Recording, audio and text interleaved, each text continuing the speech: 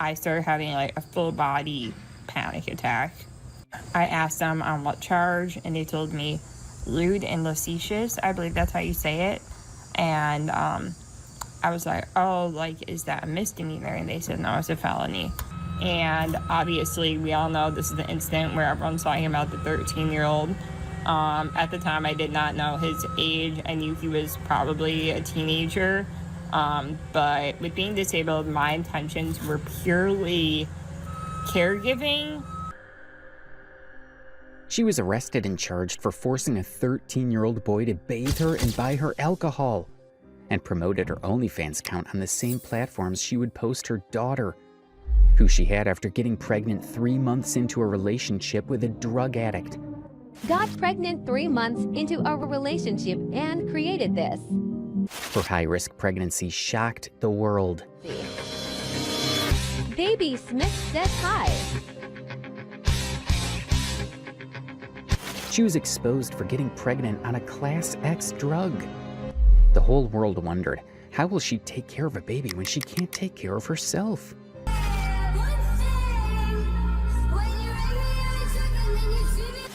Her parenting choices were highly questionable, to say the least. She took her boyfriend to a club right after his release from rehab while their daughter was still in the NICU. She claimed he assaulted her and had him arrested, but is he the actual victim? Did she scam her viewers into giving her money? What about her caregivers who claimed they were mistreated and exploited? And why on earth doesn't she wear underwear? This is Alex's story, raw, unfiltered, and disgusting. Alex is no stranger to controversy. In fact, her goal seems to be to try and become the most shocking internet personality on social media. What started off as content proving that her disability didn't hamper her lifestyle and showing that it didn't take away her confidence and self-esteem quickly spiraled into her shoving her "my disability is sexy and attractive" narrative down people's throats. You can touch the sky, but you ain't got on me, 'cause I'm on top of the world. I'm on top of the world. Yeah. And extreme material that became uncomfortable to watch.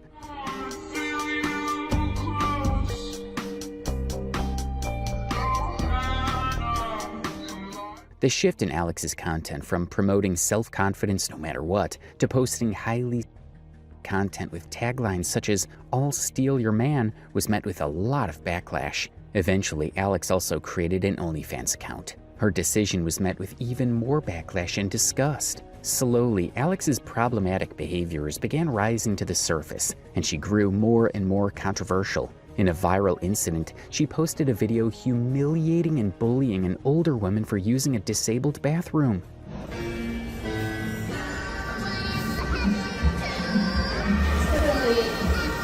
Many users criticized her for her conduct and pointed out Alex's hypocrisy for not even asking the woman whether she had an invisible disability. Despite the backlash, Alex refused to take responsibility for her actions or take down the video, which is still up on her TikTok page. Unfortunately, Alex's disgusting content didn't end here, and soon she came under fire for a different reason. Despite relying heavily on caregivers, many of them allegedly accused her of exploiting them. According to an article which was written by another member of the disabled community, an anonymous ex-caregiver reported that Alex allegedly made all her caregivers sign non-disclosure agreements. The anonymous caregiver also revealed the extremely disgusting and disturbing fact that Alex wouldn't allow them to wear gloves while taking care of her bathroom needs. The Dad Challenge podcast, a YouTuber, held a podcast with Hannah, another one of Alex's ex-caregivers. But when you would take the dog out for a walk or whatever the case may be, or to get out to go get something or pick up some packages, you left your phone unattended there, and she, in your opinion, allegedly rifled through your phone. Yes, I do, because she just knows things that nobody else knows about my family and friends, personal details that nobody else knows. I have no idea how she would find out. According to Hannah, Alex would go through her phone without her knowledge or consent whenever she left it unattended. According to Hannah, Alex was using her private information that she got from Hannah's phone and using it to harass and bully people around Hannah. I'm going to tell a story someday. It's not about him. Like, I get that you're saying that, but so what Hannah's been saying, just to clarify it, Alex is reaching out to people in Hannah's life that she has no business reaching out to. It has nothing to do with any of this. And the only way she knows some of the things is if she would have rifled through Hannah's phone when Hannah wasn't in the house. So Hannah also revealed that Alex doesn't hire caregivers from a professional agency and instead posts ads on Craigslist. She hired Hannah to look after her baby within 3 hours of knowing her and didn't even ask for a CV. I had an ad up on Craigslist for a personal assistant, for a caregiver. I thought it'd be a great match for me. So I applied, she responded back, emailed me, and then we did a test trial. On February 17th, we did a 3-hour test trial, and then that's how I got the job. So there's no resume required. Many users speculate that she probably chooses to hire untrained people so she can ask them to do things professional nurses wouldn't, like giving her alcohol, not using gloves, and being naked in their presence. Another problematic behavior people started noticing was Alex's tendency to commit indecent exposure by not covering up her private areas properly. Alex has publicly admitted that she does not wear underwear because she finds it too difficult to put it on and change it every day. Clothing. And plus, getting the underwear on like straight so they're not twisted and bunched up and you're sitting all day, it's just not it. So no, I do not wear underwear, but don't worry, I made sure the cookie was covered. However, viewers still questioned why she didn't wear any pants to cover her private areas. In response to these concerns, Alex made a video saying that the towel loosely wrapped around her lower body functions as pants. See? The green? Definitely wearing pants. She also calls this towel she covers her lower body with her tuna towel. No, that's what the tuna towel is for. Thought that was obvious. As expected, people are absolutely disgusted by Alex's lack of hygiene. In another controversial incident, Alex posted a video of herself peeing in a public bathroom with the door open. Apparently, it was to make a point that her wheelchair couldn't fit in the stall. My wheelchair could not fit, so people were watching me pee. Where's the accessibility? However, people questioned why Alex had to subject the general public to having to watch her pee while she posted the video in the first place. They also wondered why the person assisting her in filming the video couldn't help her close the door, and whether this was just a stunt for attention. This brings up the most recent controversy in Alex's troubled life, and perhaps the most disturbing so far. Apart from exposing her own child to the files on the internet, Alex has also admitted to being attracted to younger boys. She talks about the fact that she finds boys on TikTok doing viral dances attractive. What's truly sickening is the fact that she first says men, but actually corrects herself to say boys when talking about being attracted to the opposite gender. Apart from traumatizing the general population with her underwearless self, she also exposes herself at children's parks. It's hard to imagine that her decision is unintentional. Number one, children are shorter and more likely to be at eye level with her crotch, like her own daughters in this picture. And number two, she took the time to blur her crotch in these pictures before posting them on social media, so she knew she was exposing herself. She even had the cops called on her before for strolling her neighborhood naked from the waist down. She potentially exposed herself to not just adults who didn't consent to see her crotch, but also unsuspectingly children who were probably traumatized for life. Taking a look at Alex's pattern of behavior, it might not have come as a surprise that she would eventually have a major run-in with the law. But no matter how prepared the audience was for her downfall, no one could have predicted what was about to go down in this chapter of Alex's saga. In an absolutely shocking incident that went viral, Alex was arrested and charged for abusing a 13-year-old boy who lived in her building. Alex had coerced the 13-year-old boy to give her a bath and help her change, as well as forced him to buy her alcohol. When the boy's mother found out about this messed up situation, she called the cops who came to arrest Alex. Alex was eventually charged with, despite her disgusting predatory behavior,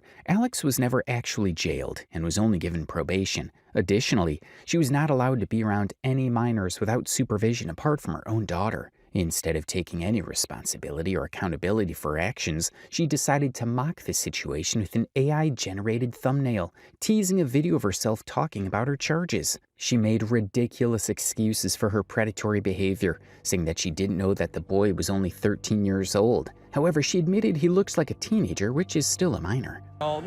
At the time, I did not know his age. I knew he was... She also claimed that her intentions were not sexual, and that she just wanted someone to help her bathe and change since she'd been sitting in her own pee due to lack of a caretaker.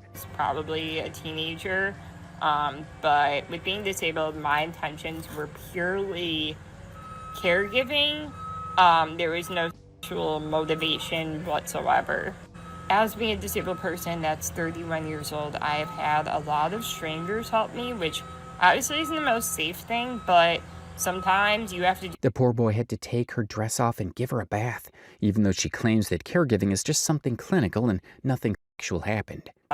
So he did take off my dress and he put me in the bathtub. I told this to the police.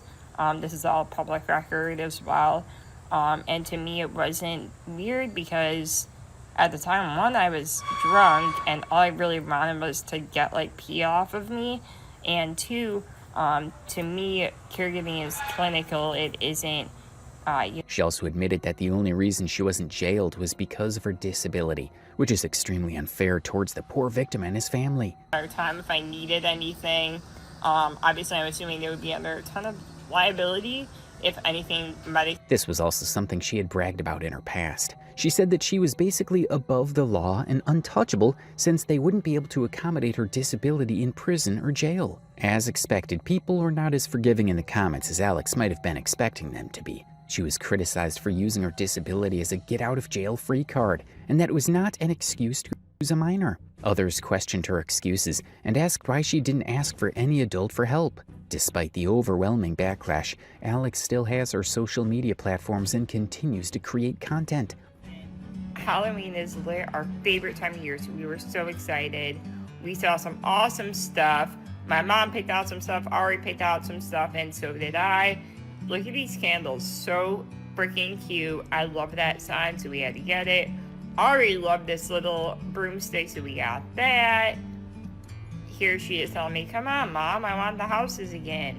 And then, of course, back to the light up little Halloween houses, so we had to get one. She's just so cute. I am like such a pushover. When she wants something, I'm like, okay, baby. So we got this little light up tree as well. Some spider webs are an essential. Of course, she found a Paw Patrol ball, so we had to grab that. My mom is obsessed with owls, so I got her that owl. She does so much for Ari and I, so I love to treat and help out when I can. We got some mums to plant. I will show you guys the finished product in another video. Then when we were leaving, of course, Ari saw these, so we had to get them. And then, of course, she helped pack it all up in the car. While refusing to acknowledge the numerous comments about her abuse of a minor child, as if she couldn't get any worse, apart from being a bully and a pedophile, she's also a raging alcoholic. Some of her earliest content features her drinking alcohol from plastic sippy cups and chugging down drinks straight from the bottle. Her partying lifestyle was well documented, and she often posted videos of slurring her words. You want to drink tonight? I'd be like, that dick. Right. Grey Goose on the rocks with a shot of lime. Extra salt on the rim, baby. Period. So it's not exactly surprising that a welfare check was called on her for being drunk out of her mind by another creator who went over to her house to collab with her. She's a raging alcoholic, and she tends, for some reason, her caregivers tend to leave her alone at times. And while we were in the presence, she has SMA. She has SMA. Is what the chat's saying. So we just want to make sure she's okay. Hannah, Alex's ex-caregiver, dropped a bomb during her interview with the Dad Challenge podcast. She revealed that Alex would drink an alcoholic drink for breakfast every day and continue drinking throughout the day. Yes, for breakfast. So what you're telling me is that The Dad Challenge podcast also interviewed Alex's ex-boyfriend, Noah Smith. He revealed that all her claims of sobriety were lies and that she was, in fact, a raging alcoholic. He also confirmed that Hannah, Alex's ex-caregiver, was telling the absolute truth when she said Alex forced her caregivers to give her shocking amounts of alcohol. like when the scandals broke with her and the things that she did that caused people to be upset, like telling that lady that came out of the bathroom, hey, this is for disabled people, or lying about going clubbing or doing all those things. Like, first of all, was she lying when she says she's going out drinking all and rolling around in parking lots, or and saying that she wasn't? Did she drink a lot? She's calling me right now. Oh my God. Uh-oh. Jeez, that's crazy. From my understanding of addiction, she is an alcoholic. Yeah. I don't like to use that term lightly either. I don't. But you lived it firsthand. You live it firsthand, like, you know, and I grew up with an alcoholic, so a lot of that stuff really, really shines through. When I had that nanny on, or whatever, the caretaker on, that redheaded girl, she was saying she had high noons every single day, and then Alex came out and said, no, I didn't do that stuff. But who's right? Hannah was right. Alex drinks pretty much every day. She goes through like periods where she'll like claim abstinence. But no, she drinks every day, and she drinks a lot. She doesn't. Before we dive further into the controversies surrounding Alex, it's important to take a look at her earlier life. Who is Alex Dacy, and how did she attract so many followers?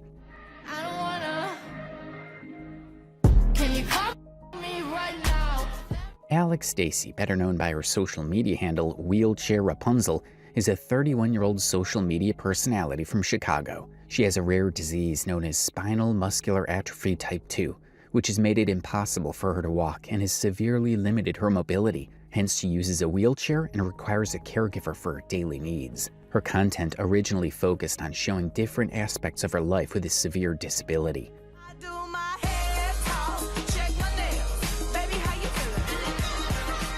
You have a disability. Hey cutie, how's it going? Pretty good, you know, just hanging out, watching TV, doing some work. What are you doing? Nothing, just playing some Xbox with my buddies. So, can you have sex?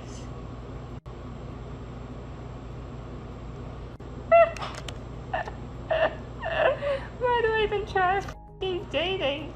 All you guys care about is f***ing sex. Why does every I think disabled girls can't have sex? Delete this that forever. And she soon began to make content advocating for those with disabilities and highlighting various issues that those with disabilities face. That thing. Beep beep, your man is speeding ticket. Haha, didn't you know there's a speed limit? You were going way too fast. Oh my god, look at her. She is so cute. That little blonde girl in the wheelchair. I've never seen something more precious in my entire life. God bless you, sweetie. Does that thing have spinners? Yo, dude, I wonder how fast that thing goes. Probably faster than my Maserati. Oh my god, who did your makeup? It looks so good. Bitch, I did it. She soon launched her own merchandise line with themes surrounding disabilities. My merch, all the disability merch, the dopest disability merch, made by me. People generally loved her content and found her posts extremely inspirational. However, no one was prepared for Alex's jaw-dropping pregnancy announcement. Oh my god, I'm crying. I don't know if it's like happy or sad or like I was all planning this. Oh my god. Oh my god, dude, that's intense. Oh my gosh.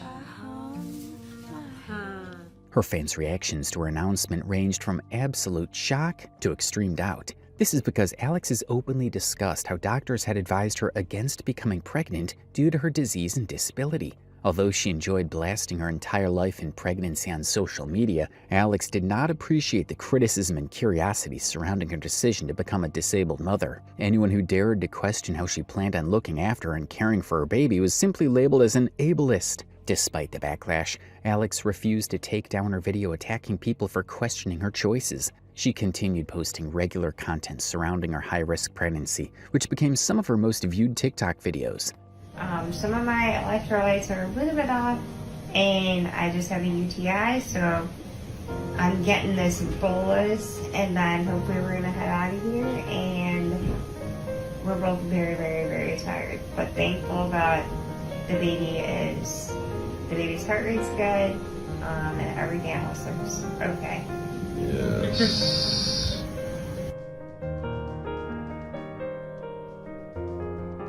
Viewers were generally supportive. However, many still had questions about why Alex chose to put herself and the baby through so many risks. Another controversial aspect of Alex's pregnancy was the fact that she was prescribed a Class X drug known as Evertsy to stop the progression of her disease. Alex calls this medication her twerk juice, which is weird in itself.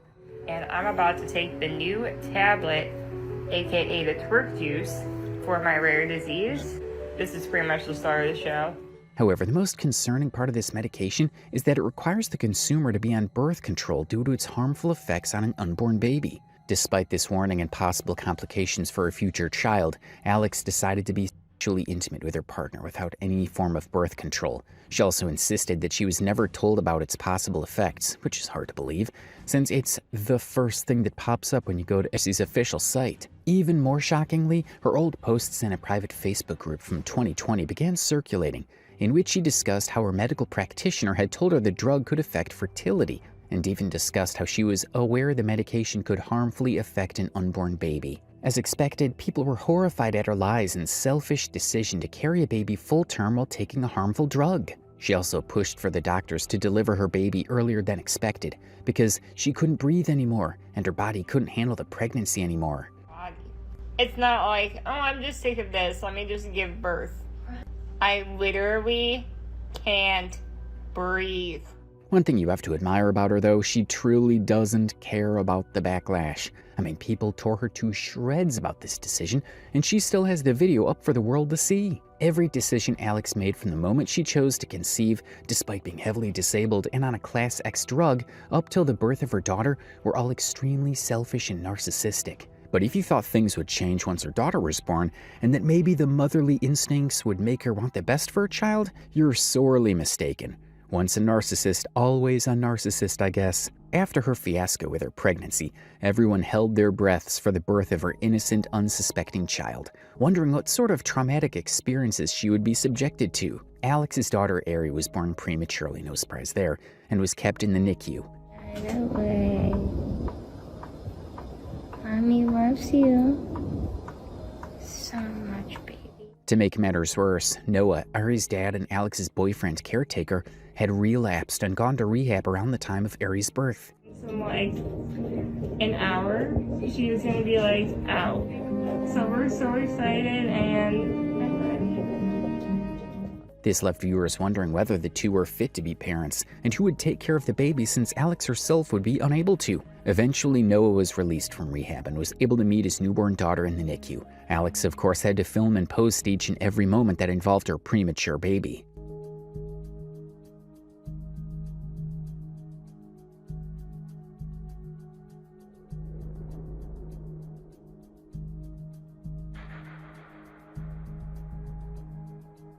Many people noticed that instead of being overjoyed at finally being able to meet his baby daughter, Noah seemed nervous and tense. Soon afterwards, Alex posted a story of Noah with baby Ari. However, followers immediately noticed that Noah had irresponsibly brought a vape into the NICU, which is a literal fire hazard and could have caused an explosion. To make the situation even more appalling, Alex and Noah went clubbing and drinking, leaving poor baby Ari alone in the NICU. Viewers couldn't believe Alex and Noah could have the audacity to go partying while their poor baby was fighting for her life in the hospital all alone. Others were also concerned about the germs and illnesses the two would bring back to the NICU after visiting clubs. Not only could they have compromised the health of their infant, premature daughter, but also that of all the other babies fighting for their lives. Her capacity for motherhood and making decisions about her child's welfare was also questioned. What was even more shocking was the fact that Noah had just been to rehab. Why would you enable the father of your daughter as well as your caretaker to relapse? To no one's surprise, Alex and Noah had the Child Protective Services called on them multiple times. Alex, of course, couldn't pass up the opportunity to milk the whole situation and act as if she was the victim of TikTok trolls. I showed up to the house again from another TikTok troll, and this time it was for... CPS had been alerted by viewers that Ari had an irritated eye for a while, but Alex hadn't bothered taking her to the doctor, which is known as medical neglect. In videos that I've been posting, like, you can see that she has a little bit of like a red irritation around. Instead of taking any accountability for her actions, Alex continues to blame the internet trolls for ruining her happy and perfect family life. Videos of internet trolls, like it's ridiculous. She also has the audacity to state that viewers calling CPS out of concern for her daughter's safety is harassment, and that they were violating her privacy. Harass the family, essentially, and with the amount of like DCFS visits, like this is harassment at this point, and the fact that, you know, our privacy is being violated on just a multitude of different things. And users were unhappy with Alex's narrative because she was the one posting her infant daughter for the whole world to see in the first place. It also seemed as if Alex wanted to monetize off the countless CPS visits because she kept on making videos about them. Alex also abandoned her daughter with her parents in Florida and decided to move to another city because she wanted to continue her partying lifestyle. When asked why she didn't regularly visit her daughter, she made a bunch of excuses about how she would have to hire caregivers and that there was a risk of damage to her wheelchair during a flight. How am I able to be away from her for so long? Fortunately for you, you probably don't have to hire caregivers to help you travel and have to be able to book accessible rides to the airport, worry about the airline damaging your wheelchair in the flight and you getting there and having a damaged wheelchair and all the costs and despair that could potentially come from that.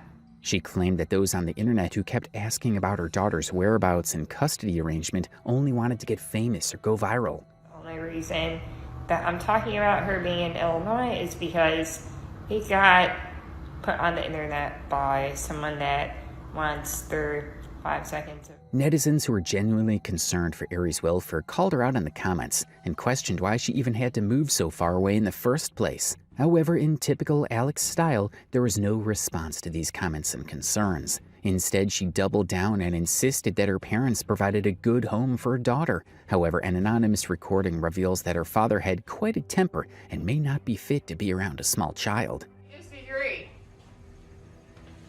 Because you have no knowledge to disagree. Good. You know, I don't think you have knowledge either. So touche. Right there is a sarcastic, snotty, smart-ass.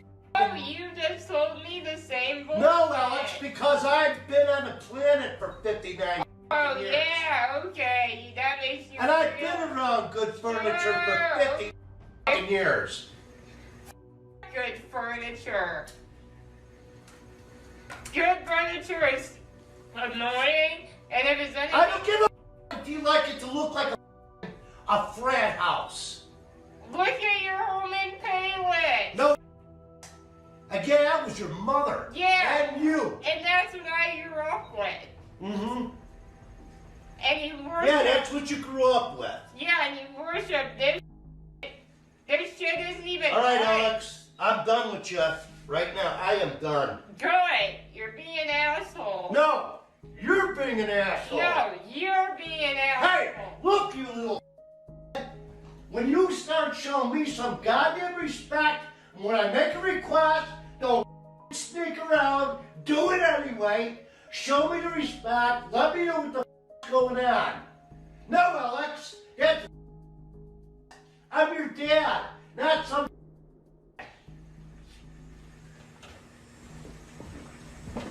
Greg, put it away. No, you let me know what the f*** you're doing first.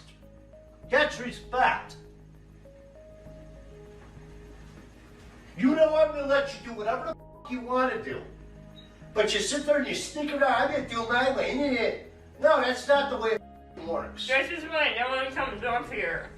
Too bad. I don't give a if anybody comes up here. I like when nobody comes up here. How do you like them apples? Good. I hope you do. So, now you pissed me off. Piss me off too. Too bad. I'm your father.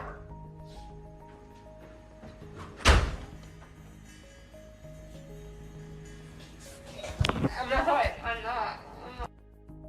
Alex's mother, Jackie, is also not an angel and can be heard on a phone call threatening to assault Noah. Probably not the best environment for a young child, Alex. Why would you wanna... Because he won't leave us alone.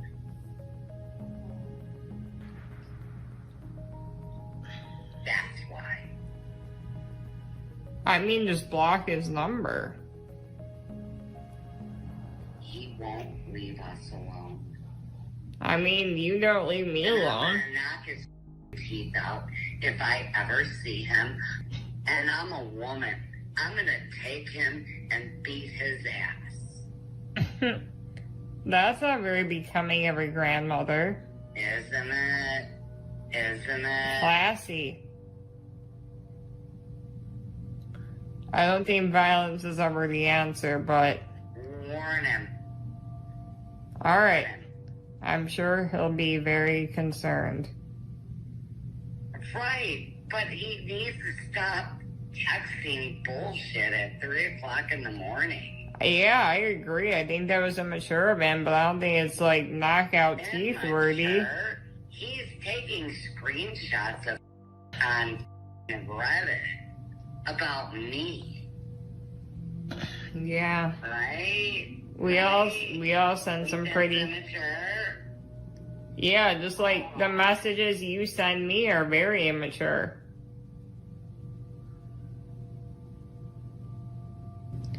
But... If I ever see him, I'm gonna beat his fuck ass hardcore. Okay, Mom.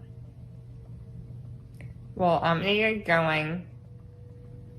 Okay. Because I have a baby and I'm trying to get to bed early. Sounds like a good idea. Alright. Alex had chosen to abandon her young daughter for 4 long months and had the audacity to film and post their reunion on social media. How tone deaf can one be? Ari, can Mommy have a popcorn? Thank you. Viewers couldn't believe someone could be so casual about missing 4 months of their child's life for no good reason, and then choosing to feed your toddler popcorn? That's a choking hazard, Alex. In the time she did have custody of her daughter, she was called out multiple times for feeding her while sitting her up straight. Fans were concerned because it can become a serious choking hazard for babies. However, Alex continued to deny these concerns and still fed her sitting up. I hate about how I feed her bottle. Whether she's laying down or sitting like this.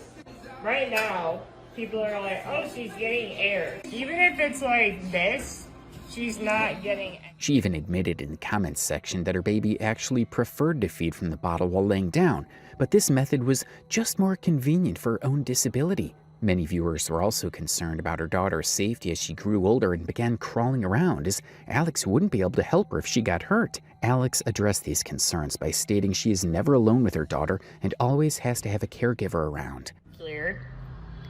Ari is never with me by myself. Ever. Ever, ever, ever. Including sleeping.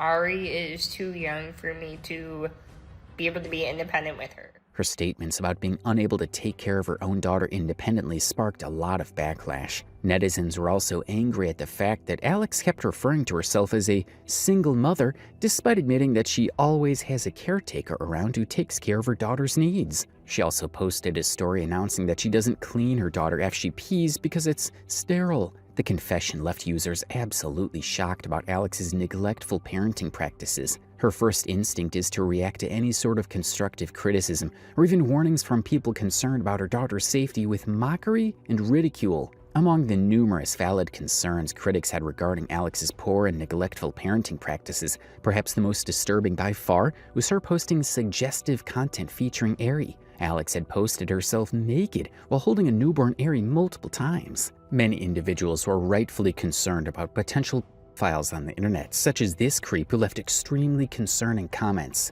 Fans tried to educate Alex that maybe posting herself naked with her naked daughter wasn't the best move. However, we already know that Alex doesn't like to be called out or told what to do. Her response to questions about her baby's safety and privacy was to double down and claim that anyone who had an issue with her exposing her baby to files was a misogynist. Poor baby Ari has already been through so much at such a young age because Alex fails to do her duty as a mother. What do you guys think? Is Alex fit to be a parent? Some of Alex's more controversy came from her brief toxic relationship with Noah, who she featured in a lot of her content.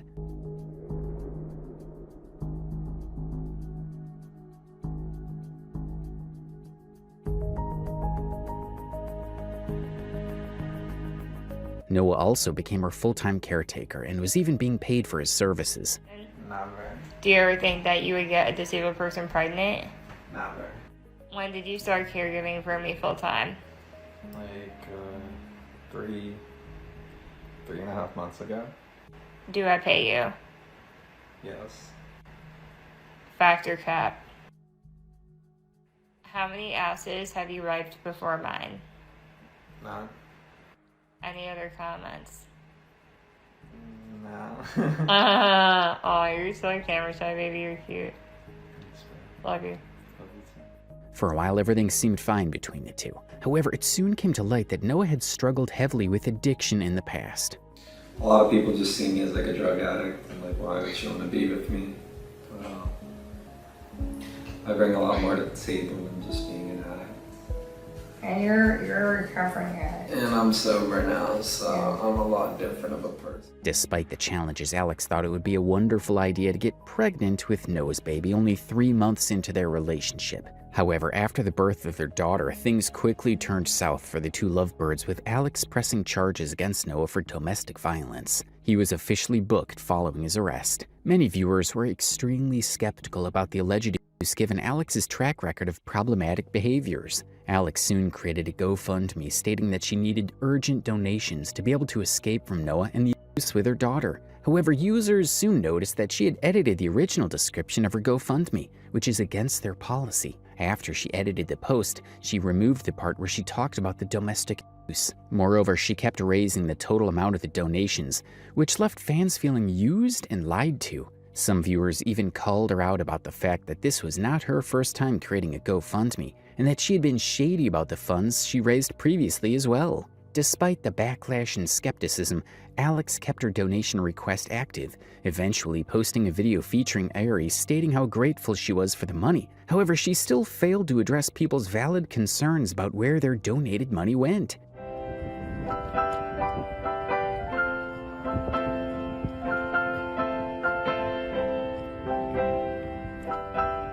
Even though she removed the part where she claimed Noah physically abused her from her GoFundMe page, she kept stating she was a victim of abuse on her social media accounts. She also claimed that Noah grabbed her aggressively with his fingers, however didn't have any evidence of bruises. Her claims were not well received, with people pointing out that if Noah had grabbed her as hard as she claims he did, there would have been bruises which were nowhere to be seen. Noah also took to social media, claiming he never touched or hit Alex, and that she was lying simply because he wanted custody of Ari after their breakup. He even went as far as to claim he was the one that was exploited and abused during their entire relationship, and even created his own GoFundMe. Among the many bombshells Noah dropped during his interview with the Dad Challenge podcast, he also revealed that he actually never consented to Alex posting intimate videos of them together on OnlyFans. Be made known. She is illegally posting content of me and her on her OnlyFans to make money because she's reached the bottom of the barrel and she can't monetize her tits anymore. It's not, people aren't buying that anymore. So now she's selling me without my permission, videos of me having sex with her. I mean, granted, yeah, I did film those videos with her, but like, I never told her to go and post those videos. You get what I'm saying? Sounds like you guys did that as consenting adults together, and that was something that you wanted to do together, not meant for OnlyFans. Is that what you're saying? Yes. And so she's posting what's considered revenge then, and she's monetizing it, which should be even more illegal. Despite his pleas, Alex continued to make money off these videos and refused to take them down. Times I'm not okay with her posting this kind of content, but she doesn't seem to take that into consideration. She doesn't seem to care all that much about that. And so she committed revenge porn, another crime we can add to a rap sheet. But to quote Alex, her disability is a get out of jail card. Despite all the drama and the accusations, there's no way of knowing what truly went on behind closed doors. However, one thing's certain, and that is that a poor innocent child is suffering in the middle of this chaos. That wraps up Alex's story. She started off her social media journey with good intentions, however quickly spiraled into multiple controversies. The saddest part about her rise and fall as a social media personality is probably the impact it'll have in the future on her daughter. What do you guys think? Is Alex truly a dangerous predator, or just a poor soul struggling with her disability and single motherhood? Is there any part of Alex's story I missed? I don't have a job. Social media was my source of income, and I am now going to get rid of social media permanently. I do not have any money right now. As a matter of fact, this is literally my account right now. I have been persecuted by my family. So if you guys don't know what's going on with her, basically she dropped a video saying that she's gonna delete all her social media for Jesus. I am all for that, but the couple that is telling her to do that literally tried the exact same thing with me. I am not the only person they tried it with. You guys were on my live before, you'd know that I told the story about how I was on Zoom with a literal warlock. I was literally talking about him. These people claim to be apostles of the Lord. They're not apostles, they're not prophets. Lord told me to go on the Zoom call, so I go on the Zoom call, but I did not come into agreement with anything that they were saying. Meet Ruby Lana, a young, wildly popular TikToker with over 5 million followers. Nearly 2 years ago, she sent shockwaves across the internet when out of nowhere, she announced she was leaving social media. Within hours, every trace of her online presence vanished. What no one knew then was that Ruby had fallen into the grasp of a group calling themselves Free Him Now, a cult that would manipulate her in ways most of us can't even imagine. They told her to cut herself off from the outside world, hand over her finances, move to a new city, and block her own family members, completely isolating her from everyone she knew and loved.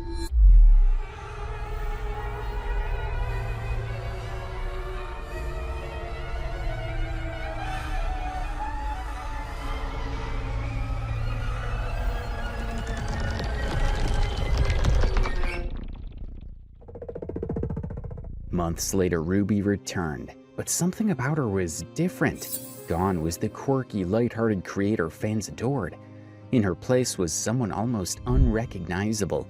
She suddenly started posting hour-long videos filled with sermons and strange, unsettling beliefs. She insists she's no longer associated with the cult, yet her behavior says otherwise. Many agree that she's behaving unlike the Ruby everyone remembered. It's left people wondering, is she truly free, or is she still under the control of something darker? Online Reddit threads and TikTok discussions are flooded with disturbing claims that Free Now is actively recruiting young influencers, convincing them to delete their social media, abandon their families, and disappear into secrecy. And if that's true, Ruby might not be the only one caught in their web. In this video, we're going to break down how a beloved TikToker fell victim to a cult and uncovering whether Ruby Lana was just the beginning. Let's get started. Ruby Lana is a well-known TikToker, boasting over 5.1 million followers on the platform today. She's roughly 21 to 22 years old and began her social media journey around 2018, quickly carving a space for herself in the ever-growing TikTok community. She's Hispanic, part of a large, close-knit family with 5 siblings. When Ruby first appeared online, her content was full of energy and color, dance videos, seamless transitions, and a unique fashion sense that made her stand out. She had piercings, cornrows, and an effortlessly quirky aesthetic that drew people in. By 2021 and 2022, entire corners of TikTok that loved alternative fashion began to rally around her, and her follower counts skyrocketed. Ruby's charm was her relatability. She came across as genuine, kind, and easygoing, someone you could imagine being friends with. Her most popular videos involved dyeing her hair bold colors and capturing people's reactions. Full blonde, like, okay, so this is how it would look if I was full blonde. Hide the black hair, okay? So this is how it would look if I was fully blonde. Oh my god, hey, black hair, you need to go somewhere. Anyway, let's go back to where we were.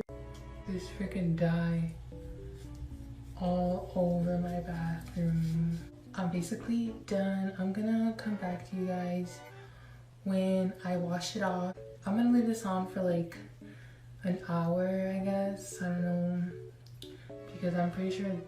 She also loved cosplaying and creating eye-catching transitions that spread across TikTok and garnered thousands of views. By 2023, Ruby had hit her stride, reaching 5 million followers and turning social media into her main source of income. Although most of her early content has since disappeared, the few surviving clips show a completely different Ruby. If you visit her TikTok today, though, you'll notice a stark contrast. She often posts side-by-side comparisons with her old self and her new self, openly condemning her past lifestyle as sinful and claiming she was spiritually lost during her early TikTok days.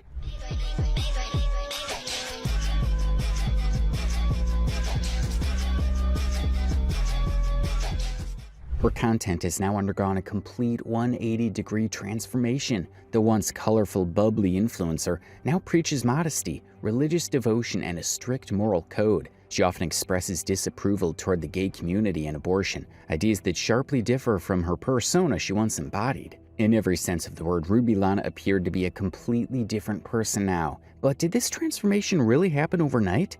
Or is there something much darker influencing this change? Because when you start peeling back the layers of Ruby's story, you find something deeply unsettling hiding underneath. Whispers of control, manipulation, and a group that may have changed her life forever. So what exactly happened to Ruby Lana? So before announcing that she was leaving social media and all that, a lot of people started noticing a change in her content direction. Sometime around 2023, after gaining a considerable following, she converted to Christianity and began talking a lot about spiritual awakening, finding God, and becoming a better person. While this was a little shocking for her online audience, many people at the time believed she was genuinely struggling with her spiritual side and trying to find meaning in life. There was nothing particularly alarming or problematic about her approach, but things suddenly took a very sharp downward turn when, in August 2023, she posted a video on her YouTube channel announcing to her wide audience that she would be leaving social media for good and would not be returning. Prior to uploading this video, she had also posted a TikTok where she announced she was quitting social media and deleting all her apps for 2 whole years because God had told her to do so. Then, sometime later, she returned and posted this video on YouTube, and whatever she said in this 2-hour-long video deeply concerned everyone for her safety. Ruby claimed in this video that some time ago she received a message on social media from someone claiming to be an apostle. This person told Ruby that he was sent by God to guide her toward the right path. Then they had her join a Zoom meeting where they convinced her to do a bunch of very crazy things. First, they told Ruby to delete all her social media accounts and convince her that this was God's will. We'd like to remind you that social media was Ruby's only source of income. So by pushing her to delete her socials, they were basically trying to strip her of her financial independence. These supposed apostles didn't just tell her to delete her social media, but also manipulated her into leaving California and flying to Chicago. From there, they told her to fly to Florida to permanently join a ministry called Free Him Now. After reaching there, they told her to cut ties with her family, basically isolating her from the rest of the world. She also left her pets behind to fly to Florida, where she wasn't even offered proper accommodation or food. It was affecting me because it was my family. And I thank God for the apostles, honestly, because they were truly guiding me from all the warfare that I was experiencing, and it was just bringing me a lot of clarity, and God was giving me clarity on what was going on around me, the warfare that I was going through, because it was hurtful, it was sad, and it was heartbreaking to see the hearts of my family. God had told me previously that when I landed, I needed to block my family members and to cut ties with them. Now, when I landed, I didn't block them right away. So that was disobedience right there to what God had told me. I, just didn't reply. He didn't want me to reply either. So I didn't reply, but I did have them unblocked still. So since I had left my pets there, the enemy was using them to frustrate me regarding my pets, because that was something that I was still, it was something that was still. In a video she posted on her YouTube channel, she claimed that she would be deleting all her socials on August 14th, 2023. She also said that she had no money left in her bank account, and even showed screenshots clearly revealing that she had only 97 cents remaining. The reason she had no savings or money left was that this ministry and both apostles who contacted her had completely taken over her finances, guilt-tripping her over her Amazon spending and other purchases. During the video, she directed people to a PayPal account for donations, and this account was linked to the Free Him Now ministry. Like, I would buy things off Amazon that I didn't even need to buy. Like, it wasn't until the Lord asked Apostle Berthel to ask me about my finances I had currently, that things started to unfold. Like, I would always spend compulsively, and it's like I didn't even know where my money would go. Like, I would check my account and I would be like what is this purchase and what is this purchase?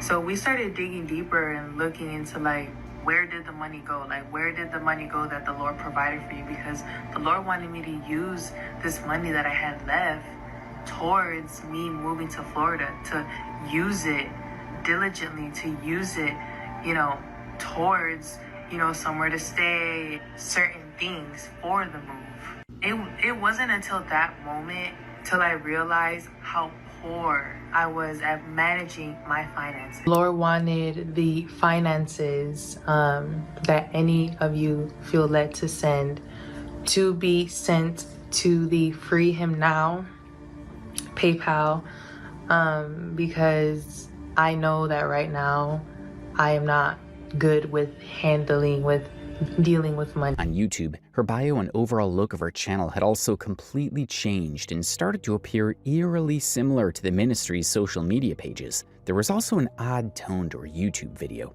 It didn't seem like it was edited by her at all. Some people on TikTok did a bit of digging and discovered that the editing style of this video was identical to many videos the apostles had posted on the ministry's social media accounts. And I want you to watch this next video and just pay very close attention to the font you're seeing above your screen. Through them, and to take advantage of the vocal cords of them, to try to keep me in bondage, to try to keep me in Chicago. Because the enemy tried to use that spot that I have for my family. Not that spot that I have, but like, oh, but it's my family. But I knew that I had to choose God. I knew I had to. Now, the font above says that the devil releases demons to influence people and speak through them to stop us from moving forward. And I thought the font that kept showing up on the top of her screen was just a little bit bizarre. But I wasn't the only one who noticed that.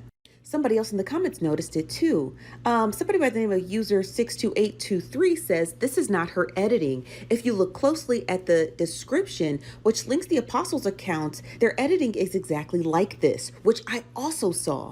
Now check out the editing on this video. Identical.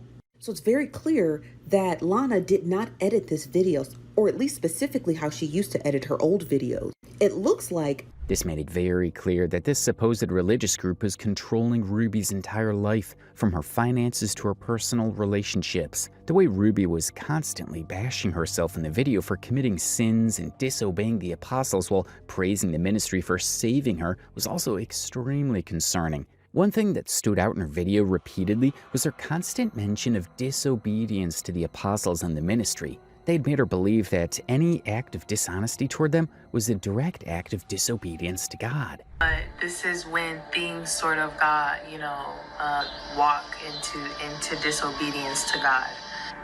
And during this conversation, he began to speak in tongues, but like quietly. And he then told me that God wants you to go back home. And honestly, when I heard this, my heart dropped. She also said something about a binding contract in her video, which alarmed a lot of people. Ruby mentioned that sometime in July 2023, she went back to Chicago where she previously lived because she met a Christian man with whom she instantly connected on a spiritual level. This man, who spoke in tongues, told her to go home, saying that this was what God wanted. So she took his advice and went back to Chicago. But when she got there, she was contacted by the apostles, who told her that she had committed a grievous act by leaving Florida, threatening her with dismissal from the ministry. This is when Ruby mentioned a submission form that she filled out and signed when she officially became part of the ministry. Now, we don't know exactly what the contents of this contract were, but according to Ruby herself, it legally bound her to the ministry. Basically, once she signed that form, she was tied to them spiritually and legally, at least in her understanding. Apostle Berthel, he then sent me a cease form. When I joined Free Him Now, I had to fill out a submission form, which legally binds me spiritually to the ministry. as an official daughter of Free Him Now. And a cease form is just the opposite. So just like this submission form allowed me to be a daughter, this cease form is telling me that I'm no longer a daughter. When she was in Chicago, the apostles reportedly sent her multiple messages accusing her of abandoning the ministry and violating their so-called agreement by going to Florida. They told her she was no longer accepted in their group and that they were sending her a cease form, which, by the way, never even arrived. What's weird, though, is how Ruby constantly kept talking about her disobedience to God and how she felt betrayed by him. The video was filled with heavy, guilt-driven language, and the subtitles, which were obviously edited by the ministry. The whole video made her appear extremely guilty, almost like she was confessing to some major crime. The entire tone of the video just screamed manipulation. I took a word from a brother in Christ, and I did not bring it back to God, nor did I bring it back to the apostles, as they are my spiritual parents. I took the word and executed it of my own understanding, which is a major breach of authority in the spirit realm. Ruby later revealed that in order to be accepted back into the ministry, the apostles told her she needed to fast for 3 days and then sign another submission form. That's when a lot of people began realizing that something wasn't adding up.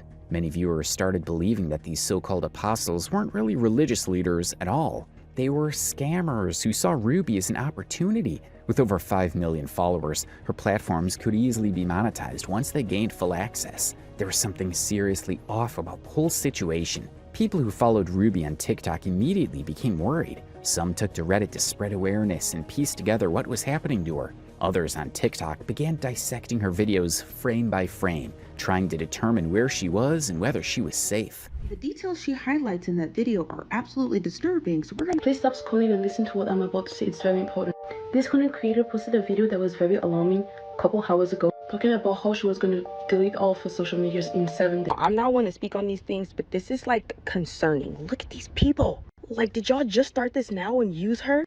Like, they look scary. But do you guys remember Ruby, this girl right here? I genuinely want to know like how I can help her. Like how people— Ruby Lana, we are so worried for you.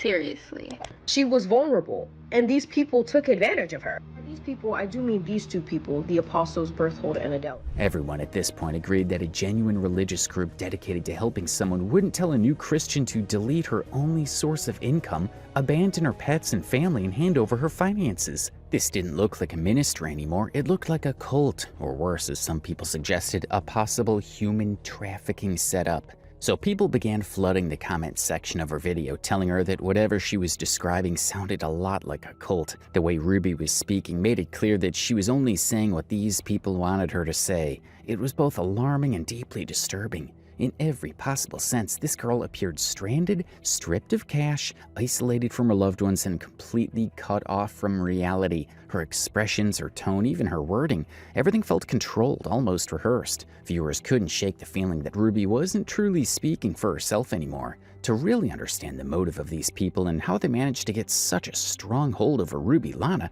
we first need to understand who these people actually are. Free Him Now is believed to be a cult that calls itself a religious ministry or church. If you visit their website, it states that Free Him Now began as a small Bible study group back in 2020 and slowly evolved into a full-fledged ministry by 2022. They claim that they operate solely online because, according to them, God has commanded them to connect with people and recruit followers on a one-on-one basis. This group is led by two very young and honestly quite shady individuals who refer to themselves as apostles. Apostle Berthold and Apostle Llaya, a married couple, founded this ministry after supposedly receiving a divine calling from God. Both present themselves as devoted servants or prophets who can directly communicate with God, interpret his messages, and take people under their spiritual leadership. Their YouTube channel, which currently has around 45 subscribers, features videos of both apostles passionately preaching about what they believe in. In one of these videos, Apostle Llaya claims that she was the one who first received the calling from God to create the ministry and name it Free Him Now.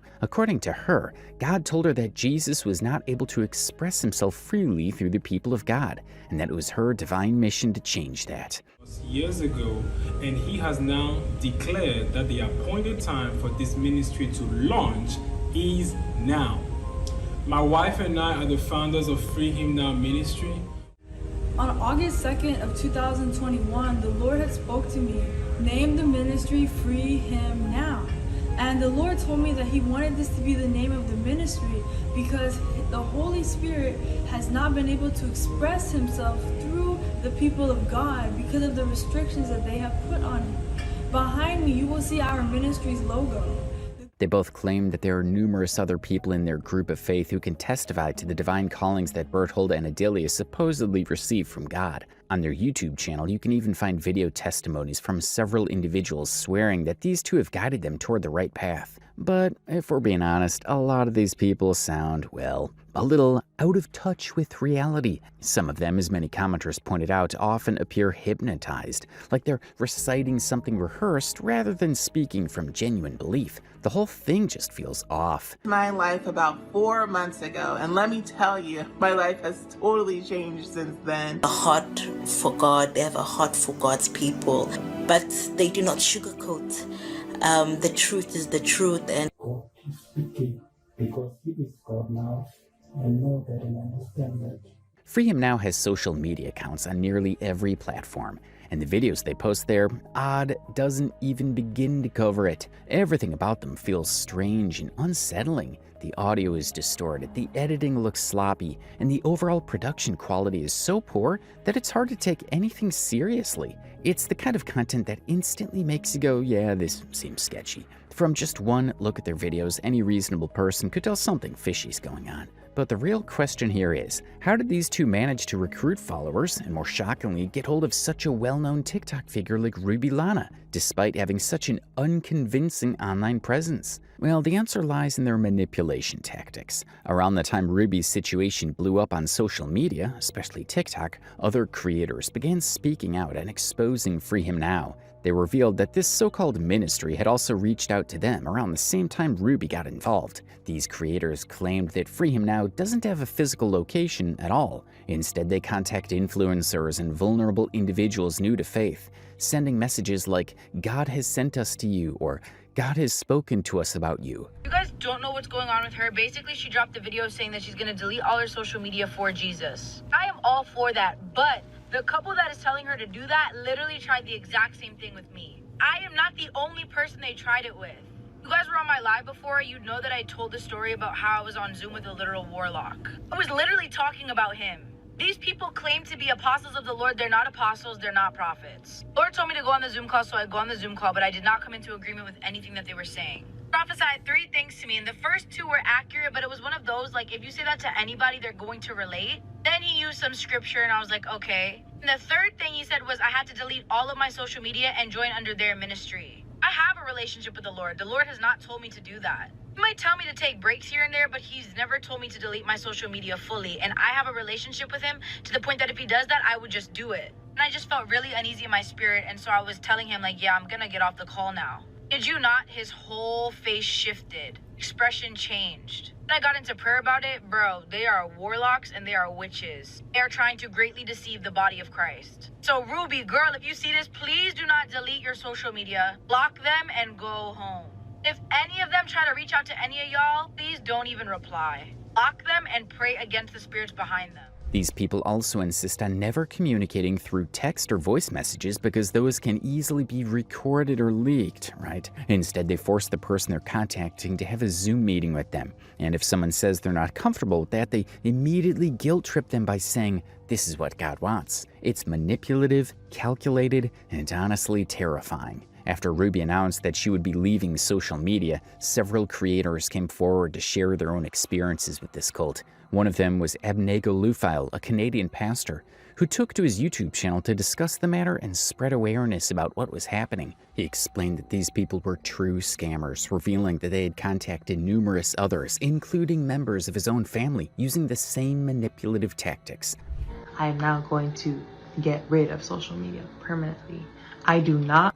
Listen, there's a lot of prophetic manipulation, prophetic witchcraft going on around the body of Christ, especially like TikTok, Instagram, Facebook, stuff like that. There's a lot of people that are messaging people, giving them the word of the Lord, and they're telling you that, I can't do it in your inbox, but I got to message you, I got to talk to you via Zoom. And you get on these Zooms and these people are deceiving you. They're giving you false prophecies by divination. They're telling you to shut down your platform. They're telling you to promote their platform. They're to tell you to sow seeds into their ministry. These people are absolutely demonic. They have messaged people in my family, people I know. Now, there's been a flood of people that have been messaging me to expose this false ministry. I don't want to give them clout, but I have to expose them because they are diabolical. Their ministry is called Free Him Now, absolutely satanic. These are false apostles. These are warlocks. These are sorcerers. These are scammers.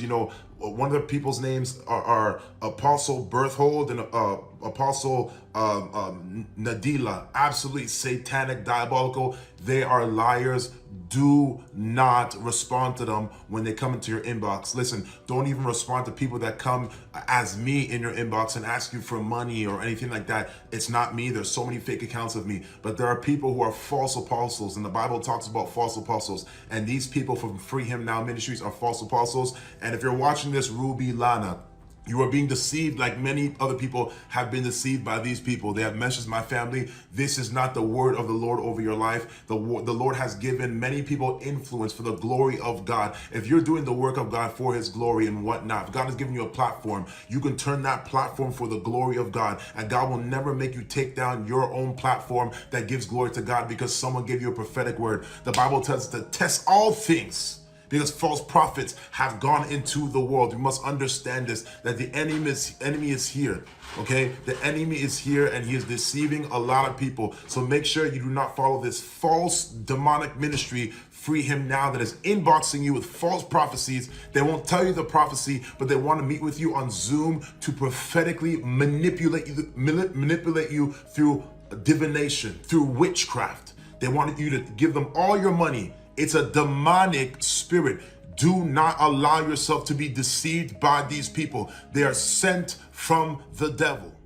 From what we believe, this group specifically targets influencers or people who are new to Christianity, especially those who frequently post about spirituality or personal transformation. And as we mentioned earlier, before Ruby fell into this trap, she had already been creating faith-based content. Both of these supposed apostles saw her vulnerability and took advantage of it in one of the most exploitative ways imaginable. When we started digging through their website and social media, the things we found were downright bizarre. For example, Berthold had literally modified a verse from the Bible to insert himself into it. Both he and Llaya seem obsessed with portraying themselves as prophets, and this idea is plastered all over their website. They also fixated on the concept of submission. Here's how they define it on their site. The apostles began to equip and deliver believers primarily one-to-one, instead of in group settings. Submission became official as people would heed to instructions from the apostles and submit under their leadership. It's very clear from Ruby's video how both apostles manipulated her into this so-called submission. And honestly, the more you look into it, the scarier and more troubling the entire situation becomes. It's a little off topic, but did you know the cult followings have been quietly rising in America? Young people, especially those in their teens and early 20s, have become some of the most common targets. People in this age group are usually searching for connection, identity, and purpose, which makes them particularly vulnerable to well-polished cults led by charismatic figures who claim to have all the answers. According to surveys, there are currently more than 2,000 active cults in the United States. These groups often disguise themselves under the friendly facade of spiritual growth, self-help, or community service. On the surface, they seem harmless, but behind that mask lies deep manipulation and control. A recent report also revealed that over 90% of cults use psychological manipulation or mind control tactics, exactly like we've seen happen in Ruby's case. Some of the most common tactics used to control young, impressionable individuals like Ruby include isolation, financial exploitation, love bombing, and emotional manipulation through guilt, fear, and obligation. And we've seen every single one of these tactics play out here, from cutting off from her family to taking over her finances. Now the question is, why do people fall for these tactics? The truth is, it often happens during vulnerable transitional moments in life. When people move out for the first time, leave school, or go through emotional or spiritual crisis, they start searching for purpose and meaning. Cults recognize that vulnerability and use it to their advantage. They promise belonging, peace, and a sense of purpose, things that sound comforting when life feels uncertain. And just like we've seen with Ruby, these promises can be incredibly intoxicating. At this point, you're probably wondering what actually happened to Ruby in the end. Did she manage to escape the cult, or is she still under their control? Well, the answer is yes. Ruby eventually found the strength to break free from their toxic manipulation. She completely cut off contact with the group, but not before enduring immense suffering at their hands. On May 15th, 2024, Ruby posted a 2.5-hour-long video on her YouTube channel detailing everything that happened to her from start to finish. The things she revealed left viewers completely shocked. She explained that during her time in Florida, she was essentially left stranded. She lived at the airport, used public restrooms to clean up, slept on the streets, and begged strangers for food. The most disturbing part?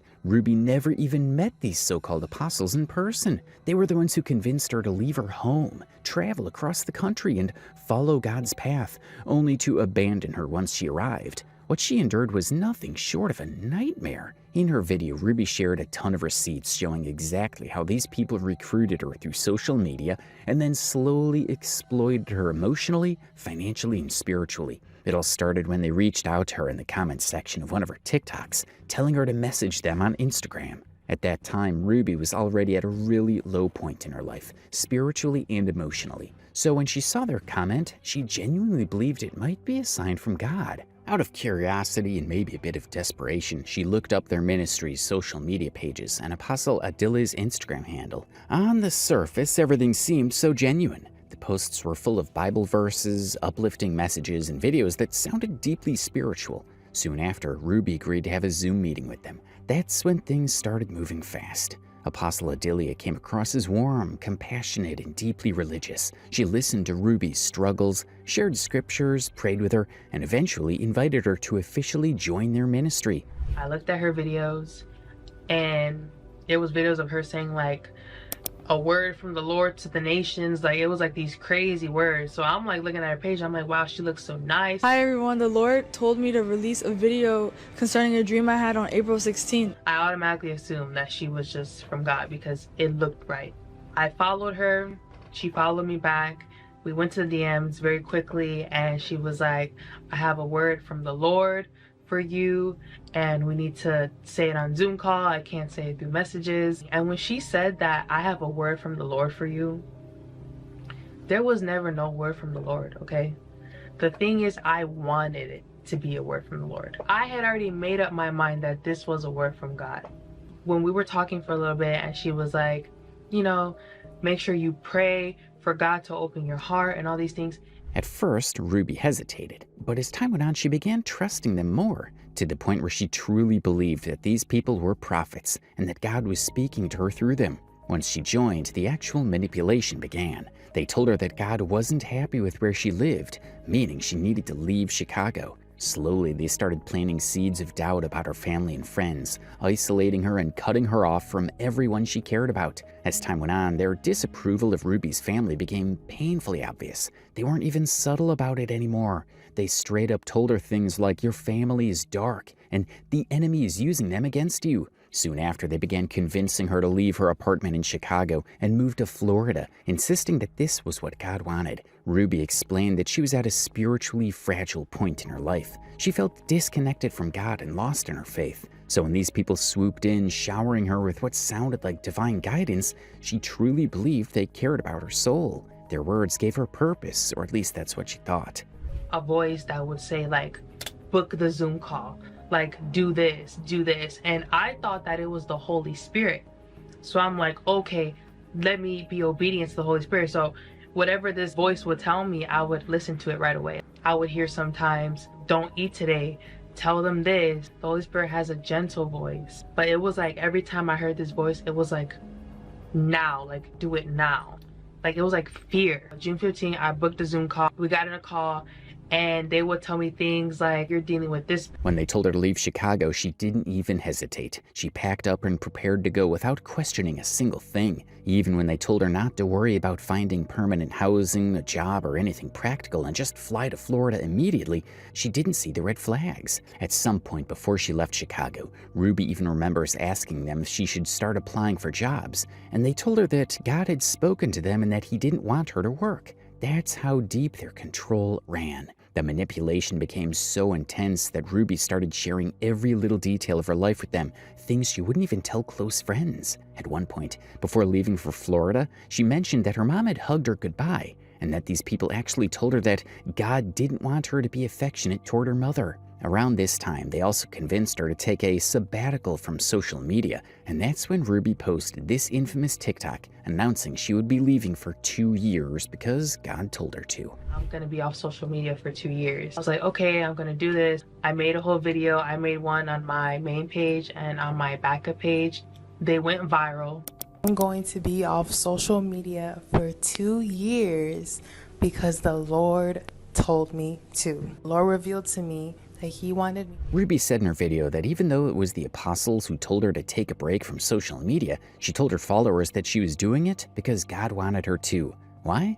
Because she genuinely believed that God was speaking to these people about her. Ruby also revealed that when she started packing for Florida, she assumed she'd take everything with her, from her clothes and furniture to her beloved pets. She thought she was starting a brand new life. But the apostles told her she wasn't allowed to bring her pets or any of her belongings. When Ruby heard this, she said she was devastated. She adored her pets and couldn't imagine leaving them behind. But when she shared this with the apostles, they gaslit her, saying she'd be disobeying God if she brought her pets or anything that might tie her down to her old life in Chicago. They twisted her love for animals into an act of spiritual rebellion. In the end, Ruby said she threw away most of her belongings and only packed the bare essentials. They were telling me like, what are you doing? Like, that's Satan. Like, they were telling me all these things that was just so much because I'm like, I'm leaving everything. I threw out all my things. I don't even know what I'm gonna do in Florida. I don't even know what's gonna happen. That day when I woke up, I didn't get out of bed. I wasn't even planning to go. I was like, I'm just gonna... Before leaving for Florida, she was already struggling financially.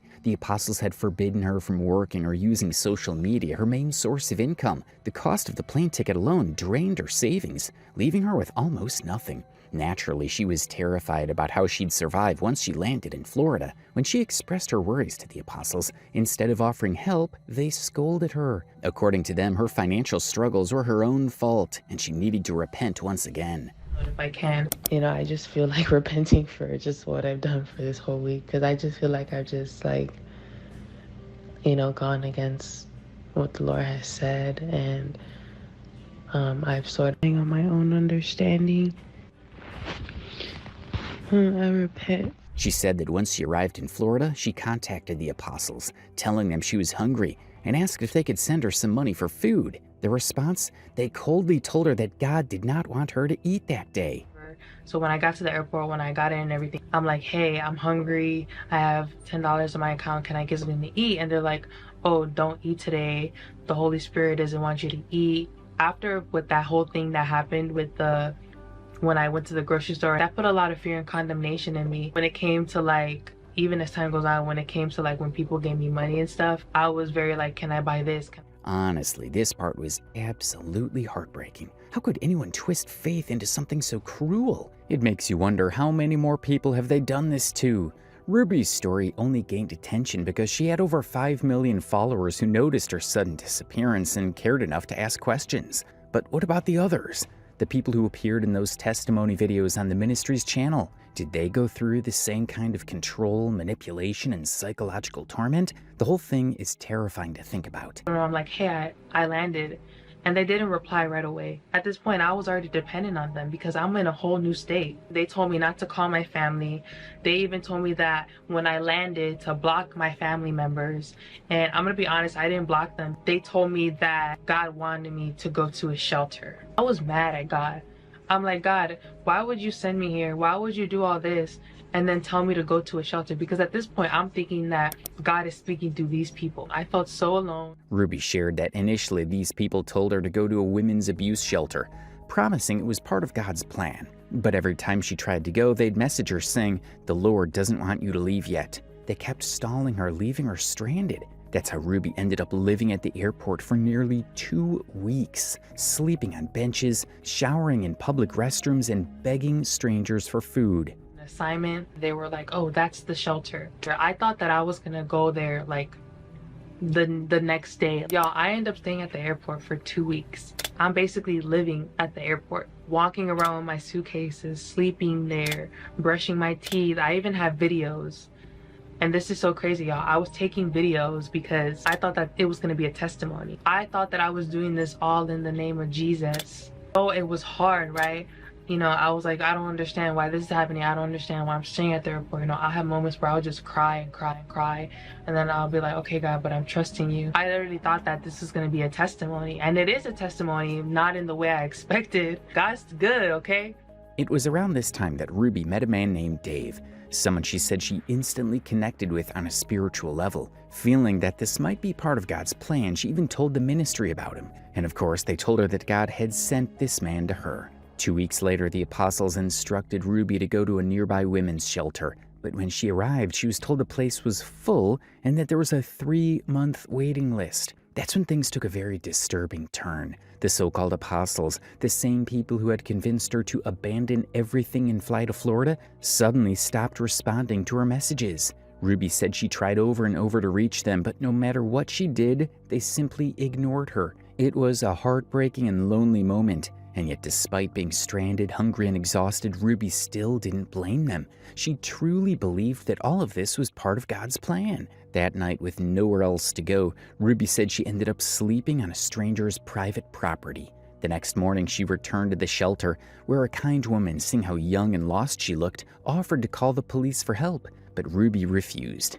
Instead, she went back to the airport, and there, almost like fate, she ran into Dave again.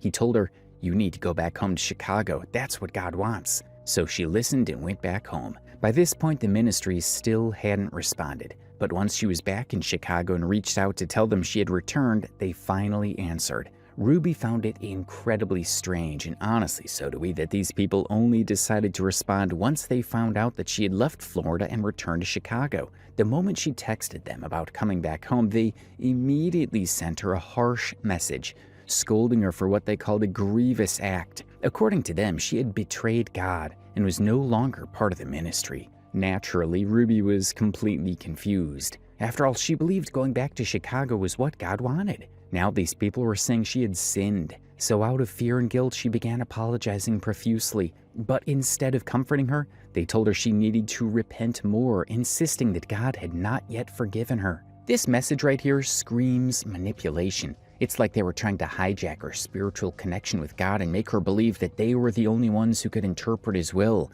They guilt-tripped her over everything, from buying groceries to spending her own money, until she couldn't trust her own thoughts anymore. At first, after returning to Chicago, they told her she was out of the ministry. But at the same time, they kept pulling her back in emotionally, demanding endless repentance, fasting, and submission. It was almost as if they wanted to be worshipped themselves. Ruby did everything they told her. She repented, fasted for days, and eventually they took her back. Around this time, they began convincing her once again to return to Florida, and Ruby was ready to do it. To win her trust, they even arranged a hotel room for her in Chicago and made her believe they'd paid for it. While she was staying there, Ruby confessed to the apostles that she had done a short YouTube live stream after landing, something she deeply regretted because the ministry had strictly forbidden her from using social media. In her mind, she had disobeyed God Himself. When Ruby confessed this to the apostles, they immediately started guilt-tripping her. They told her that what she did was an act of disobedience and that she had disappointed God once again. Finally,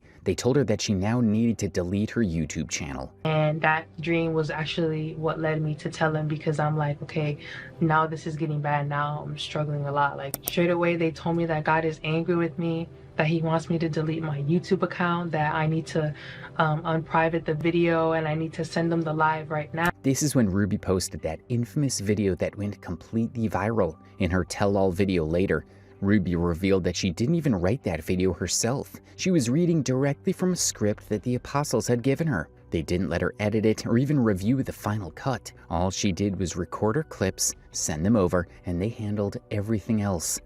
talking to the Lord. So I was kind of talking from my heart in the beginning. They told me, no, you're getting off script, you need to stay on script. They edited a little bit of the video and they sent it to me. And when I watched them, I'm like, hey, like I can actually edit the video, like I can do this. Like I wanted to be involved and make it a little bit like me or something, you know? They ended up sending me the edited version. I honestly didn't like it. I'm like, why are they putting their music? Why does this look like their video? Mourning for the body of Christ.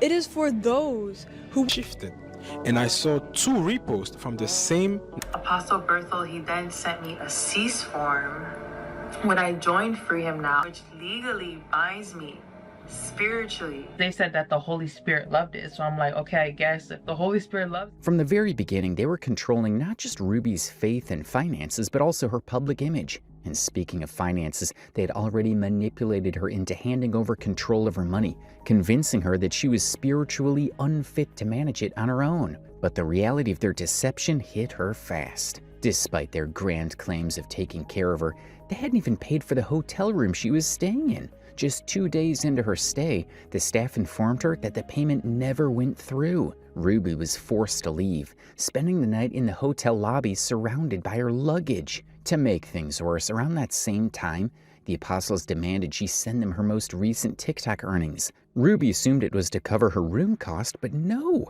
they kept her stranded in the lobby instead. And as if that wasn't enough, when the video they had edited was ready to be posted, they didn't even send it to her. They asked for her YouTube login details instead. Doors and blessings. I'm like expecting so much to happen, so much doors to open. People at the hotel, they begin to tell me that it wasn't paid for, like they're calling the room. And that night where they were editing the video, I ended up getting the money from TikTok. They told me to send it to them right away, so I sent it to them. I thought that they wanted me to send that for the hotel. Like, okay, you know, I have another night to stay. It was 2 nights that I was staying there already. And they basically ended up kicking me out of the hotel room. People told me that God wanted me to stay in the lobby and that they're getting things together, that God's doing things behind the scenes, and that they're preparing for all this stuff. There's like all this spiritual warfare, all these crazy things going on in the spirit. So I ended up sitting there with all my suitcases. Basically that day, they had the video ready. I had my iPad. I was like, okay, can you send me the video so I could upload it? They told me that like the video is gonna take long to upload, so if we can go on your page and upload it. They were like basically trying to beat around the bush for me to say it. For some reason, I just didn't want them to do it on my other platform. In the end, the apostles went ahead and posted the video themselves, without even showing Ruby the final cut. Not only that, they convinced her to tag them in the post and even add their donation link in the description. They also completely changed the look of her YouTube channel, instructing her to switch her profile picture and update her bio to match their so-called ministry image. That's when Ruby started feeling genuinely unsettled. There she was, sitting in a hotel lobby, practically homeless, and these people were telling her to abandon the only source of income she had, all in the name of God. From everything Ruby later described, it became painfully clear that these people didn't really want her to quit social media out of spiritual concern. They just wanted to control and monetize it for their own benefit. When the video went live, Ruby finally saw the final edit, and it completely broke her. She said she felt deeply embarrassed watching herself, almost like she didn't even recognize the person on screen. When she expressed these feelings to the apostles, they brushed it off, telling her that Satan was making her feel this way. But by then the floodgates had already opened. Hundreds upon hundreds of comments poured in under her video. People were literally begging her to realize she was in a cult. Her family, her friends, even loyal fans reached out through DMs, desperate to know if she was safe. Ruby said she felt completely paralyzed, overwhelmed, confused, and scared. Kind of progressively got more crazy. It was super hard for me to see comments because it genuinely, I would just be like, I don't know, like there's just like everyone is saying that it's not from God. But it was up for about 2 days, 3 days. I started to get crazy emails from people who said that they were also under these people. They had different ministry names and all these things. People started making videos. My family begins to just reach out to me. People that had my number from months ago reaching out to me. Like my phone was blowing up.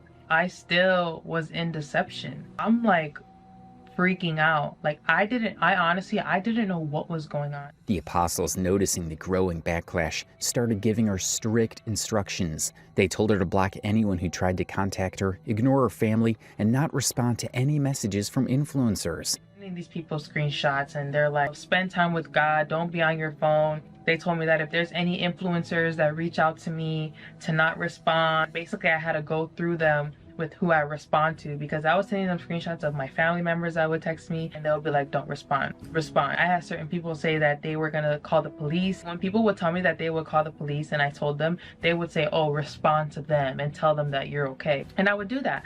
I would be like, okay, I'm fine, as well for my family, because on social media, I wasn't responding to anything because I didn't know how to respond to that. They told me to not respond to no DMs, to not respond to no influencers, to stop going on social media. I'm gonna be honest, I did keep going on it because I'm like, what's going on, you know? Like, how can I just ignore that? You know, they had me call certain people on the phone, and I was telling them, I'm like, I'm choosing to do this. Like, I'm choosing to go to Florida. I was standing on what I thought, you know, I was like, God wants me to go and I'm gonna go. And I was using scripture and everything. But fate had other plans. Around the time the video went live, Ruby stumbled upon a message from another woman, someone who was also a victim of the same so-called ministry. Despite her fear of disobeying, Ruby replied. The two women talked and quickly realized they were living through the exact same nightmare. Together, they made a plan to get out. Weird stuff, but I don't know if they were trying to traffic me. I don't know, guys, but I do know that they're definitely wolves in sheep's clothing. I ended up getting to the airport that night, going through my DMs, and I see this one DM from a sister, and she tells me that she's like, hey, I'm also under these people and I'm seeing what's going on online. I'm confused. Can you reach out to me? You know, these people told me not to respond to anyone. Even though I feel like I'm in disobedience, I'm gonna respond anyway. So I responded to her. There were other people who were under this ministry. They actually had a group chat, which it was like 6 other people. Nobody else could reply or talk in the chat. It was just them two, and you couldn't see who else was in it. So I knew that there were other people in the ministry, but I didn't know who it was. So I responded to her and we ended up getting each other's number. We were both trying to figure this out together. We both didn't understand. And the thing is when you're in deception, it's like you can't see what other people are saying, you know, people looking from. That's when Ruby finally reached out to her mom, who had been frantically trying to find her. She told her everything, booked a flight back home, and when she landed, her uncle was there waiting to pick her up. That's how Ruby finally escaped. Finally called my mother. I told her straight out, I'm like, I was in a cult, and my mom was like so happy to hear me. It was already like 2-3 in the morning, like it was late. My uncle comes to pick me up at the airport and I end up going home that night. I ended up seeing, you know, my family again, and they were just so happy to see me. Once Ruby finally made it back home and reunited with her family, the very first thing she did was post a story letting everyone know she was safe. She wrote that she had officially escaped the cult and wanted to thank everyone who had been worried for her. It was a relief, not just for her, but for all the people who had spent days fearing the worst. But while Ruby was trying to piece her life back together, the cult wasn't done. They kept posting about her on their TikTok page, twisting the story to make it seem like she was in the wrong. Ruby later revealed that they even tried texting her, pretending to be forgiving, and even sending her money back. It was all part of their manipulation tactics, designed to pull her back into their control. But this time, Ruby wasn't falling for it. She had already learned her lesson. Still making posts about me. They were still trying to manipulate me because they knew that I was still in a very vulnerable state. They knew that I was still spiritually weak, because I was still weak. I was still weak in all aspects, still getting dreams about these people trying to like come back in my life. It was like I still had some attachment to them, and it was because of the spirits that were operating in my life. I didn't get deliverance yet. They even sent me the money back. I knew this was manipulation from them. They sent the money back that I sent them on PayPal. They had put a note because of Ruby falling into what man said or something. We're sending her money back, basically saying that my decision to leave was not because they're witches and warlocks, not because they're wolves in sheep's clothing, but because I'm listening to man. After coming back home, she started reading through her DMs and comments, and she was stunned. Dozens of people were reaching out, sharing their own stories, and claiming they had also been manipulated by the same people. Looking back, Ruby realized how completely cut off she had been from reality. These people had forbidden her from using social media, which meant she couldn't see outside perspectives or get advice from anyone. Even worse, they'd told her never to share anything about their ministry. Not their names, not their conversations, not even a hint of what they were making her do. She could only tell people that she was part of a spiritual group, nothing more. And that secrecy was exactly how they maintained control. They isolated her so completely that she couldn't recognize how dangerous the situation really was. Ruby later said that if she had confided in someone earlier, she might have realized much sooner that she was being manipulated. But these people knew exactly what they were doing. They broke her down, made her dependent, and then dictated every part of her life. Ruby shared in her video that since leaving the cult, she has been steadily healing from all her traumas and reconnecting with God in a much more sensible way. She's now part of another church where she finds peace and belonging, but not in a toxic way. She shared that she's come a long way from who she once was. In deception, though I've idolize these people and all these things, like, God has just been so faithful to me, and just like what he's done and the love that he's put in my brother's heart for me and my sister's heart for me and all my brothers and sisters, it's just like brought me so much joy. It's just like showing me what it is to love in Christ. I'm just so grateful. I'm just so grateful, y'all. And just even like recording this video and just Since the whole situation blew up online and Ruby shared her side of the story in that powerful testimony video a year ago, her online presence has taken a very positive turn. While she isn't exactly her old self with the bold piercings and vibrant costumes, she now seems grounded, calm, and completely in control of her actions. These days on TikTok, Ruby talks about modest fashion, the gospel, and her spiritual journey with God. She shares messages of faith, healing, and self-discovery. She looks like a completely different person now, a far cry from the girl who was once manipulated into believing that her worth depended on someone else's version of divine guidance. I wear this on Monday, wear this on Tuesday, wear this on Wednesday, wear this on Thursday, wear this on Friday, wear this on Saturday, wear this on Sunday. Herself as a Christian influencer who has truly found her footing in the spiritual world after enduring so much pain and confusion. There's something incredibly empowering about watching someone reclaim their identity after nearly losing it to manipulation. As for the cult itself, well, it's almost as if they vanished into thin air. Their last YouTube upload was nearly 2 years ago, and their TikTok page appears completely inactive. Maybe the uproar and exposure forced them into hiding. Maybe they simply rebranded, waiting for the noise to die down. But here's the chilling part. Ruby mentioned there were others in the ministry besides the 2 apostles. So could they still be out there, operating under a new name, quietly recruiting people who were just as vulnerable as Ruby once was? It's a haunting thought, because while Ruby escaped, the unsettling truth is we don't really know how many others never got out. Ruby's story isn't just another internet scandal. It's a haunting reminder of how easily vulnerability can be weaponized in the name of faith. What happened to her could happen to anyone seeking comfort, purpose, or belonging in the wrong place. The fact that she survived, escaped, and rebuilt herself is nothing short of powerful. But we can't ignore the others who might still be trapped in similar manipulation. Stay aware, question everything, and never let anyone claim control over your connection with God. What do you think about Ruby's story? Tell us in the comments. Also, don't forget to hit the bell and subscribe button. She's doing it. I don't even know what to say. I made her take off my clothes. Because I don't have shoes on or a mask on. Then I realized I wet the bed and was covered in pee. So I don't know if it was the cat piss or my piss. Oh my God, I'm an old I'm literally 42, 27, whatever. But in my brain, I'm still 13. I was born male. And now I have all the parts and everything that I was meant to be born with. At this point, I'm literally fuming because I was a fan of hers and then she just scammed me for absolutely no reason. 10 days later, I say, just to be clear, you stole my money. She says, wait, what? I deserve everything. Llaya Gibney is actually the worst human being I have ever met in my life.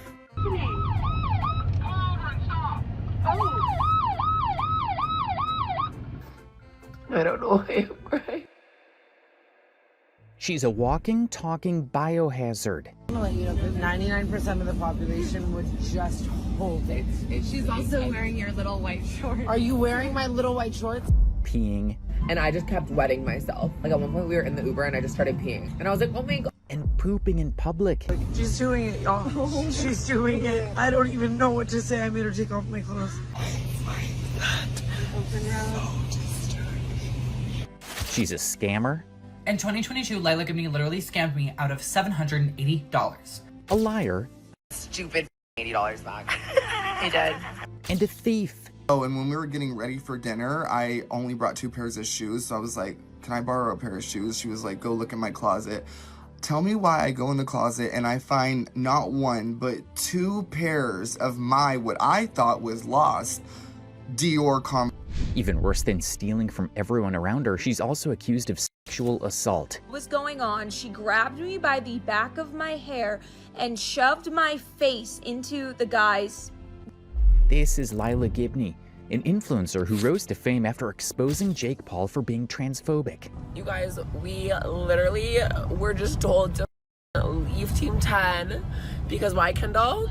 Because we're not real women, apparently. Like, what? She ruined her friend's wedding by aggressively snatching the bouquet from others. And vlogging the entire wedding, even when the bride specifically asked guests not to do that. She can even go as low as to sleep with her friends' boyfriends. I know. I literally, a friend of mine was like, hey, this guy just messaged me about, like, slid up on my story view. He says you're so hot, and he's like 6'9", like a basketball player, so hot. And she's like, who? The question is, are people right to hate Llaya? Or is there more to her story than what meets the eye?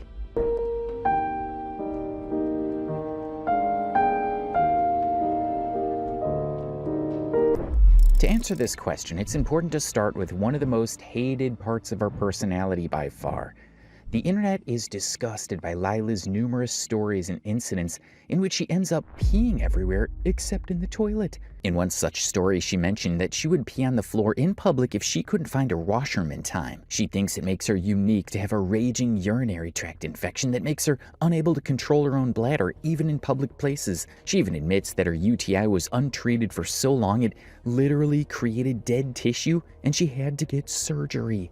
Fly back to Arizona to get emergency bladder surgery because literally I had an untreated UTI. Technically, my vagina is a little different than most of y'all's. Since it was an untreated UTI, it created necrosis, which is dead tissue, which is not good. So he literally had to put me to sleep and zap it out or scrape it out. So he did that, it was completely fine. Like that one time she addressed being caught by her fans peeing behind a bush outside the Rolling Stone. Dolls at Rolling Loud were dolling, first of all. Me peeing in a bush outside of Rolling Loud while one of you guys were taking a photo. Yeah, that was crazy. Not on my vision board. No. But you know what? I had to pee. And I don't know how to hold my pee. It's honestly a bad trait that I have. When I have to go, I have to go.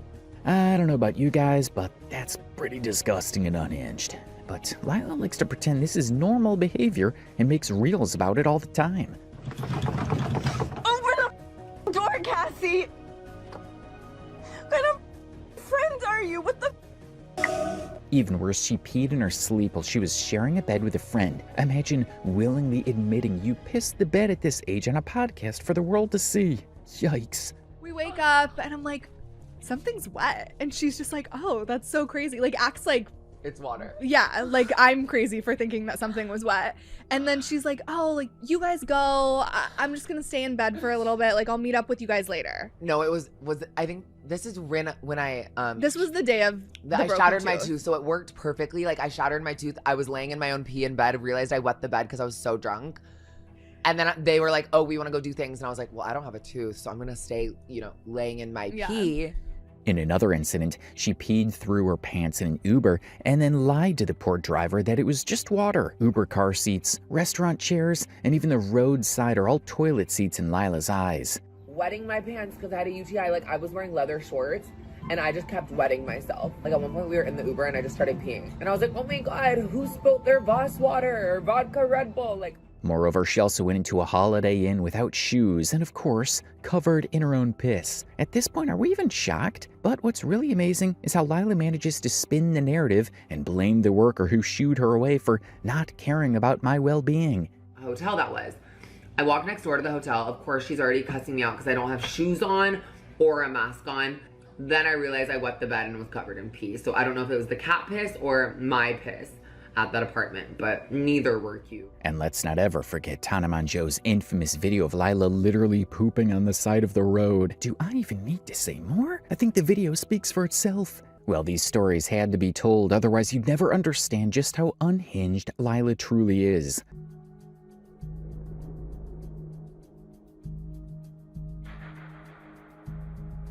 Before we dive further into why Llaya is hated so much, let's take a brief detour to talk about who she is and why she's relevant. She's a 27-year-old social media influencer based in LA. She has over 100,000 followers on TikTok, over 80,000 followers on Instagram, and over 50,000 subscribers on YouTube. She even created her own podcast series, Llaya with social media influencer Stassi Bell. Coming at your mouth with your blah blah blah. Zip your lip like a padlock. Surprisingly, the roots of her fame can be traced all the way back to when she was 16. Back then, Llaya hadn't had her gender reassignment surgeries and had just started her YouTube channel. Her content style at the time was just her talking about different things like school, her sexuality at the time. Hey bitches, it's Luke, and today I'm going to be making a video about coming out as gay to my friends and family. And makeup. Hi guys, it's Luke again, and today I'm going to be doing something a little different, and I'm actually doing a makeup video for you guys, so why don't we get right onto it. Her content had always been chaotic and extra, like talking about how hot James Charles was and wanting to sleep with him.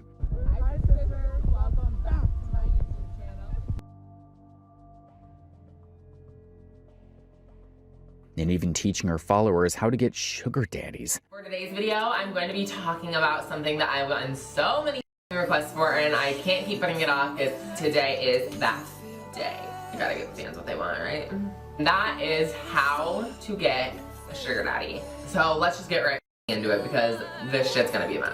However, while she had a small following at the time, it was nowhere near the 50,000 subscribers she had today. Her videos had significantly fewer views and comments. But it's true, I do get hate comments, and I literally think they're so funny.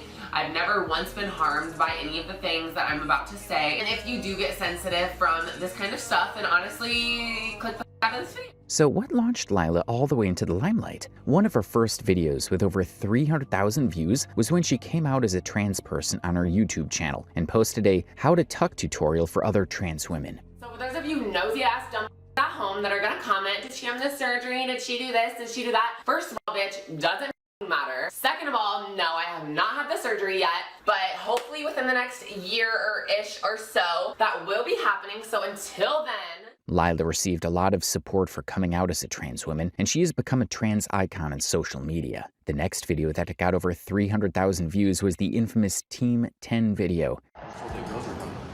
okay, good. Girls are here. If you guys have no idea what I'm talking about, Team 10 was a content house formed by Jake Paul, a huge YouTuber star at the time. The sneeze. They even released music videos such as It's Everyday Bro, getting over 300 million views. So yeah, they were massive. To cut the long story short, Llaya and her friend Kendall, who will come up later in this video, were invited to a party in the Team 10 house in 2019. Party, and then Kendall is like, okay, like let's go to the Team 10 house. So yeah, we were like on the way to this party, and I literally changed my Uber location because they told us to come. However, within minutes of getting there, they were told by Jake Paul's video editor to leave. And one of the fucking editors, his name is Blaine. Hi Blaine, we know you're watching this, don't care. He came up to us two and our friend who was born full puss, full everything, so cisgender, whatever the you want to call it. He went up to her and he was literally like, don't you guys have like a party to go to? Like, and we should probably go do that. And we literally were like, huh? Like we literally just got here. Like we literally just were to Calabasas. Literally from Hollywood. Upon confronting the editor, it became apparent to Llaya and Kendall that they were being discriminated against because, according to the editor, they weren't real girls. I was like, I don't know, like I just thought you guys were like gonna come with real girls. We're not real girls, apparently. Llaya also shows a video of their argument with the person who asked them to leave. Why would you do that? Because I was told that, But it doesn't. You were told what? She, however, specifically states that the video wasn't meant to bash Jake Paul because, according to Llaya, he was a good guy. I want to make one thing clear, and that is, in no way, shape, or form am I trying to like break an NDA and like be a bad bitch and like talk and like make Jake Paul seem like a bad person, because Jake Paul himself Love him. We've had great conversations. Such a good guy, literally. Despite comments mostly being hate, Llaya still got over 300,000 views, a perfect breakthrough she was waiting to witness. From then on, Llaya figured out the formula to get her fame and views. She would regularly post videos about her trans surgeries and sexual interactions. That's right, we're dating! I told you, Oh, hi. Am I done? No. I was gonna say, I don't remember. I kind of blacked out. I don't even want to know how Lila's gonna be acting with She's not going to. She's not going to know how. And would name drop famous personalities and YouTubers for views such as Jeffree Star, Adam22, Nicolette Gray, and Tana Mongeau. Today I'm joined with a very special guest, Nicolette, Miss Beverly Hills Bride herself. For some reason, I am behind the driver's seat. She's about to drive my car. I'm gonna teach her how to drive. The attention-grabbing content that Llaya made worked, as she slowly but surely gained over 50,000 subscribers. However, the internet soon came to know about Llaya's problematic behavior and controversies. More allegations of Tana Mongeau's ex-best friend Llaya Gibney have come to light, including allegations of SA, coercion of straight men, and lying to straight men to get them to sleep with her. Llaya became a figure of controversy when her fans came forward with stories about being scammed by her. Llaya Gibney scammed this girl out of $430. But why would Llaya steal money from others when she always acted like she was rich and had a luxurious LA influencer lifestyle? So, y'all saw my collab with Miss Tara's World on our exclusive site last week. So, I went shopping. Let's go. Me and Mario may or may not have spent literally $5,000 at Diesel. Let's do all. People speculated that her rich lifestyle was all a persona, and that she actually had no money, which is why she scammed her fans. Apart from scamming her fans, she was also very open and proud about stealing from restaurants and grocery stores by pretending someone else took her online order. One thing about Llaya we have to appreciate, the word shame doesn't exist in her dictionary. Go to the grocery store with a duffel bag, stuff it full, get like $300 of groceries and pay like $3. Wig. Okay. And then I would go to Starbucks and be like, I'm so confused. I think another homeless person took my order again for the like 30th day in a row. order. And they're like, oh my God, like Llaya Ryan, like it's a strawberry ice. I'm like, I love your shoes, Casey. So essentially, the scam is saying that you had a mobile order and someone took it. Yeah, take notes, figure it out. Don't be like, I bet they knew it. She received a lot of backlash for admitting to stealing from other companies. So now that we know she confessed to stealing before, it's not surprising that she also stole from her own fans. One of Llaya's ex-fans, Dean, made the mistake of trusting her blindly. He paid Llaya $80 for her to post an Instagram story promoting Dean's new song. She didn't post or say anything for 3 days. Then I messaged her and I said, I'm really sorry to bother you, but can you please post it? She said she kept forgetting and that she would do it. However, he was in for a world of disappointment because Llaya had never planned on following through her end of the deal. She kept telling Dean she'd get around to posting it eventually while continuing to promote other people's content. Dean only had a small channel and $80 was a huge amount for him. After waiting for ages, Dean started desperately begging Llaya to either post the promo story like she promised or give him a refund. However, Llaya simply stopped responding to Dean's messages. 4 days later, still no post. I messaged her again, please just either give me back my money or post the story promo. Then, to no one's surprise, she responded immediately when he asked if she needed more money for the promotion. And of course, she said yes. Once I said, do you need more money, to see what she would say. She says yes. At this point, I'm literally fuming because I was a fan of hers and then she just scammed me for absolutely no reason. 10 days later, I say, just to be clear, you stole my money. She says, wait, what? After being confronted for being a scammer, thief, and a liar, Llaya just went back to ghosting him and never gave him a refund. As expected, people were absolutely furious for the poor guy who got scammed out of $80. As a result of the backlash and viewers' outrage, Llaya eventually gave Dean his $80 back. But instead of feeling guilty, she mocked him on Tana's podcast by saying he got his stupid effing $80 back. What was your scandal? Baby. Bubbles. Depop. $80. Oh, were you scamming people? Dean. Dean Redman. She's a Depop. Send doll. Dean his $80. We got quiet, you guys. Stupid $80 back. He did. When Dean saw the video of Llaya making fun of him, he made a response video for Llaya. Dean had some harsh words for Llaya, and truly she deserved each and every word, perhaps even more. You fully ghosted me, led me on to think you were gonna post it, never posted it, until I finally called you out, the video goes viral. You then DM me horrible, hateful things, saying, oh, if you were a real fan, you delete that. Who does that to someone? I'm sorry, that was an abuse of power. I mean, I guess tables have turned because who's supporting you now? You kind of turned everyone who liked you against you. Others who had witnessed the whole situation were also extremely outraged at Llaya's disturbing attitude. But wait, this poor guy wasn't the only fan Llaya preyed on. In 2022, Llaya's fan Sophia was scammed for a whole $780. Everybody's on here telling their stories about how they've been f***ed over, lied, manipulated by Gibney. Well, guess what? So have I. So I'm going to tell my story now. In 2022, Gibney literally scammed me out of $780.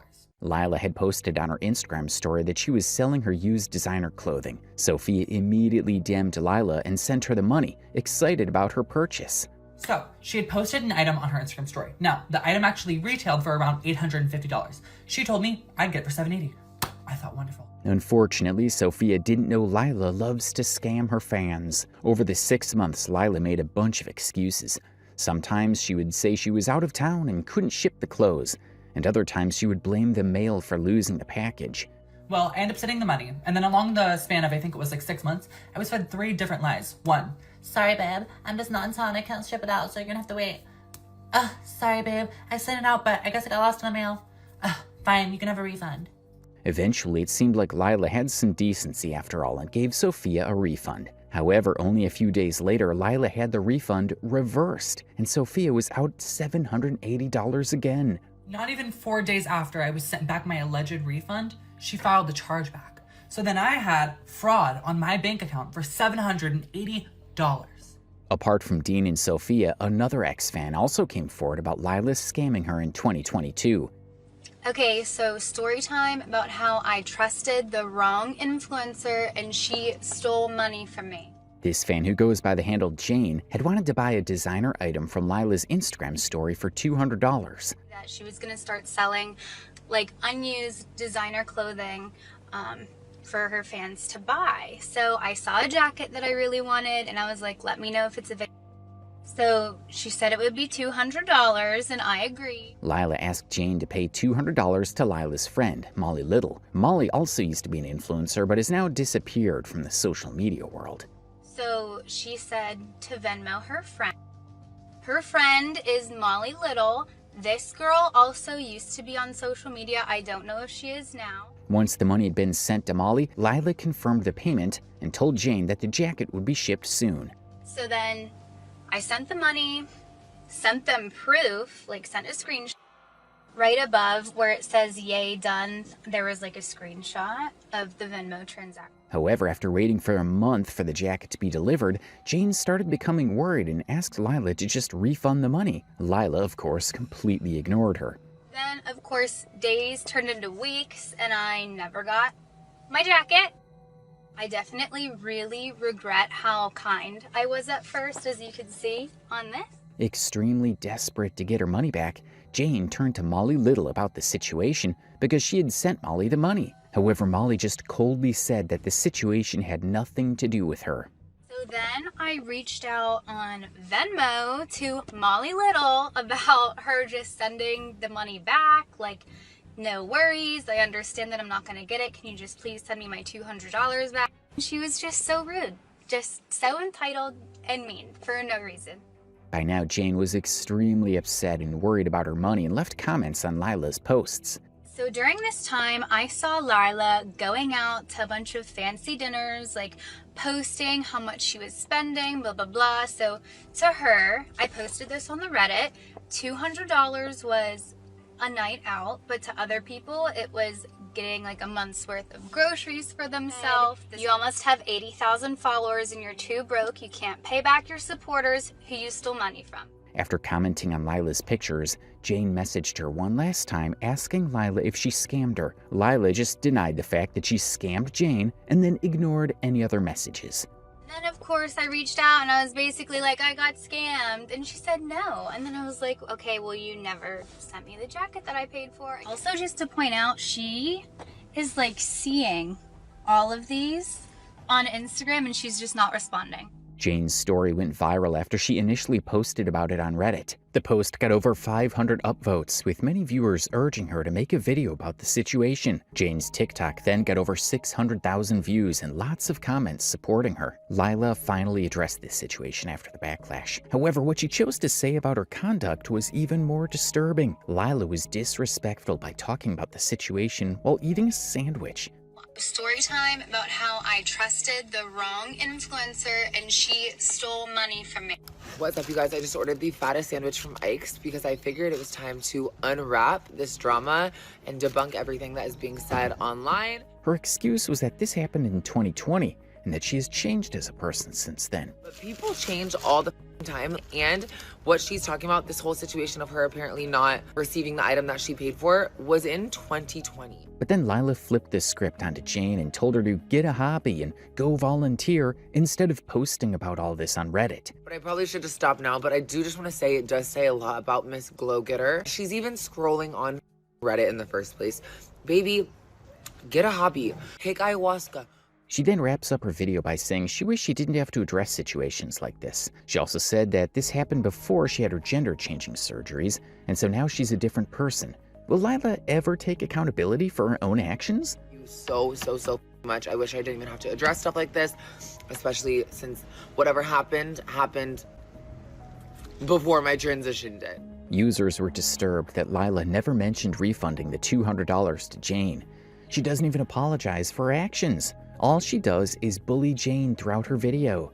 Now, apart from physically scamming people out of their hard-earned money, she's also no stranger to intellectual theft and not giving credit for others' ideas.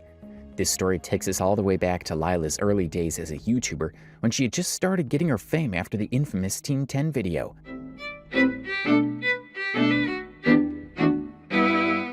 What is up, you guys? It is September 11th, 2019, and I am on my way to, honestly, my first little rhinoplasty consult. Llaya's fan at the time, Sierra, had DM'd her to show support during the whole situation. So I followed her because she had posted this YouTube video like exposing Jake Paul. During the conversion, Sierra ended up giving Llaya an idea to sell merchandise. Sierra's idea was for the merchandise to say "Real Girl" on it. This was because Llaya was kicked out of the Team 10 party for not being a real woman. In the screenshot Sierra shows, Llaya can be seen saying she loves the idea. I had swiped up on one of her stories and I DM'd her. I was like, you should make merch that says like "real girl" or like "I'm a real girl," because like in reference to what kind of blew her up at the time, which was her saying that like Jake Paul was saying that her and her friend weren't real girls. And she basically like DM'd me back and was like, oh my god, that's such a good idea. Llaya also went on to launch the Real Girl phone cases and hoodies soon afterwards. However, Llaya never bothered to acknowledge that the idea for the merchandise wasn't her own, but came from a fan. So literally moments later, after I DM her this, she goes and she posts on her Instagram story, like, I just dropped new merch, and it's the exact idea that I gave her. And like, I genuinely don't care anymore because I was like 17. This was like 6 years ago. I just really think it was funny, but it's like she fully like took my merch idea and like sold it and like posted it on her story and like did not mention me, didn't tag me or anything like that. Like, so this, hold on, this is when I said you should make shirts that say "real girl" or like "we are real girls," and she goes like, OMG. And this is at 11 p.m. on August 15th, 2019. And August 16th at 6 a.m. Real girl phone cases. While we are only able to talk about Dean, Sophia, and Jane's stories today, there are many more victims out there. In fact, Llaya had scammed so many people that there was even a Reddit mega thread with links to all her scams and victims so more people wouldn't fall for her scams. Most people who saw this post had never even heard of Llaya before, but were still disgusted by her behavior. Other than scamming people, another controversial incident that landed Llaya in hot water was when she ruined a wedding with her selfish behavior. About a year ago, influencers Alex and Coover got married in a beautiful ceremony in California. Alex, you may now kiss your bride. It was attended by a lot of well-known influencers like James Charles, Get ready with me for Alex and Cobra's wedding day. Bryce Hall, and Josh Richards. Wakanda King, tryna with me, tryna my girl. Daniel Seavey,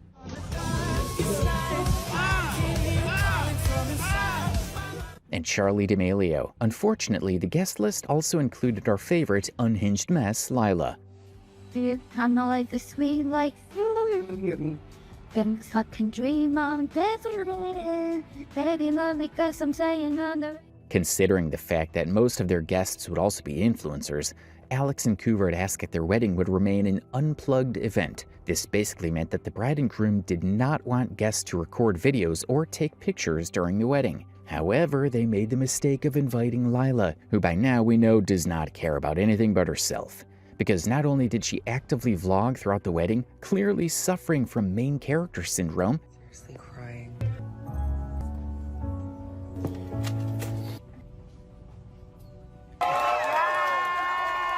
Mr. and Mrs. Hughes.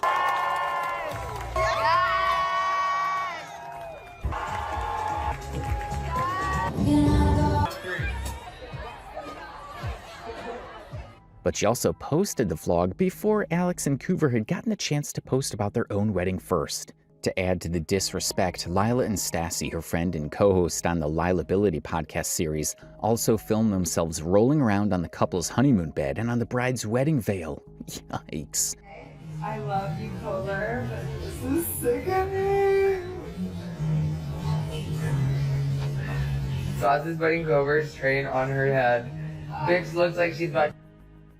Clueless about how viewers would react, Llaya kept posting during the wedding. However, people were extremely angry that she disrespected the bride and groom's wishes. In fact, people were so upset that the incident went viral, and even the Daily Mail wrote an article about Llaya's behavior. Other influencers like Maddie were also vocal about the fact that Llaya did not behave properly at the wedding. If somebody makes a vlog about my wedding, like a YouTube vlog about my wedding, why would you do that? It's a wedding. It's not a theme park. Even the bride and groom agreed with Maddie that Llaya's behavior was problematic. Other users also agreed that Llaya was at fault. Upon seeing all of the backlash, Llaya realized that she had gone too far and posted a video giving her side of the story. Throughout the video, she wouldn't stop mentioning that she drove over 3 hours to attend the wedding, as if that was some sort of justification for her outrageous behavior. Their beautiful wedding this last weekend, yes, I chose to drive 4 hours there because, of course, need to celebrate literally the most perfect couple ever. So I just want to talk about it. I didn't drive 3 hours to like record their vows and disrespect anybody. So if y'all think that, if Coover and Alex think that, honestly, from the bottom of my heart, I'm sorry. That was not my intention. I drove 3 or more hours to celebrate Alex and Coover, and I was there for them and them only. The rest of Llaya's so-called apology was basically gaslighting the whole world into believing that vlogging is her form of love. Is she serious right now? Cute little VHS video of like literally the most beautiful wedding ever would make people so happy. That's my way of showing my love and affection, honestly, is editing, creating content, my experiences doing things with people that I love. She also says that she had no idea the bride and groom didn't want people to take photos or videos. But we already know that's a lie, since there was a picture of the sign at the wedding asking guests to not use their phone to take pictures or record videos. There's no influencer wedding rule book, honestly. There was no signs, no one said it was unplugged. Multiple people asked the multiple people in the wedding party, can I post? Is it okay if I post? Everybody said yes. Llaya then talks about having always been a content creator and vlogger, and essentially blames Alex and Coover for inviting her in the first place, even when they knew her personality.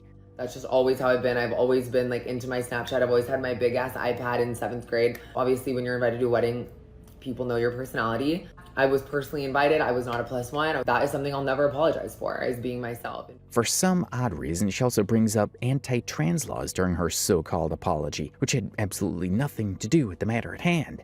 But worry about the like 350 anti-trans laws that are being passed right now. That's what we should be worried about. And so many other things. Then she ends her unhinged story by calling out Alex and Coover for not messaging her privately, even if they had a problem with her behavior. I'm sorry if I offended anybody. Alex and Coover, y'all know I love you. I wish Alex and Coover would have, just said something or texted me personally, but they didn't. So I love you guys.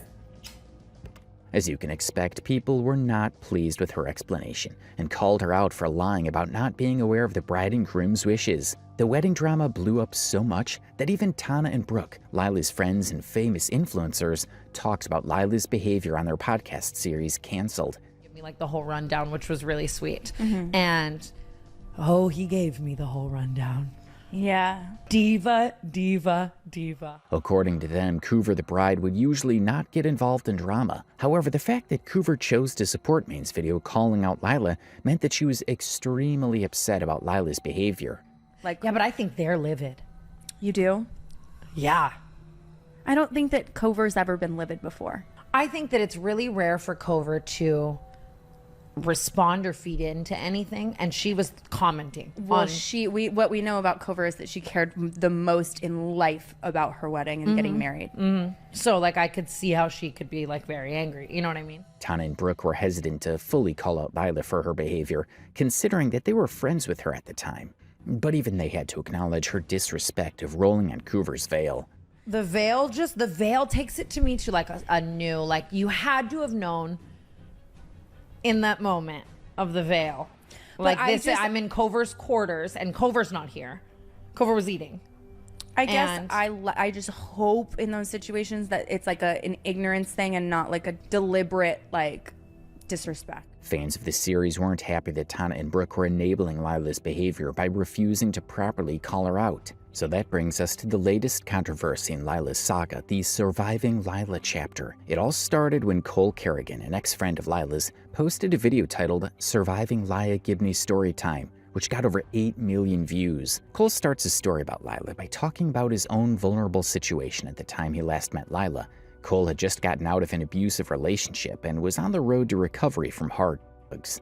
I used to live in LA 5 years ago, and this person was like my yin and yang. And then I moved out of LA, got in a really abusive relationship, and unfortunately became addicted to hardcore drugs. I'm now almost 15 months into my recovery and sobriety journey. So Cole wanted to attend a Tate McRae concert, and her next show would be in LA. Now Llaya invited him to crash with her in LA so they could attend the concert together. So Llaya had hit me up and was like, oh my gosh, you can stay with me. Like, we should go together. It'll be so much fun. I booked my flight to leave that Wednesday. Unfortunately, Cole found out that his grandfather had only a week left to live because of his terminal illness.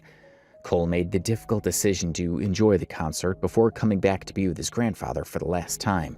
Cole had told Llaya all of this, and Llaya fully supported his decision. Found out that my grandpa had like less than a week to live from the doctor saying, and was about to go into hospice. So I obviously was like, I can't go. I canceled my flight. Never lost someone so close to me, and was debating back and forth if I should still go because I had bought in the ticket already.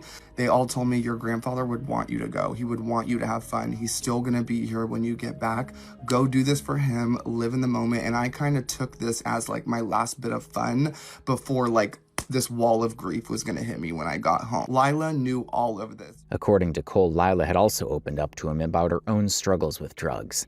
So while Cole had been mentally prepared that Llaya also had her issues, he had no idea what was about to go down. She basically, before I flew out, opened up to me about struggling with some issues that I had before. So I kind of knew what I was walking into, that I had to be. Thinking that he and Llaya were about to have a fun weekend together, he booked his ticket. As soon as Cole landed in LA, Llaya dragged him along for a bunch of activities like massages and spray tans. While Llaya paid for the massage, Cole claims he's the one who paid for the spray tans. I thanked her after for the cool massage that she brought me along for. Afterwards, we got a spray tan that I paid the spray tan lady. She did not.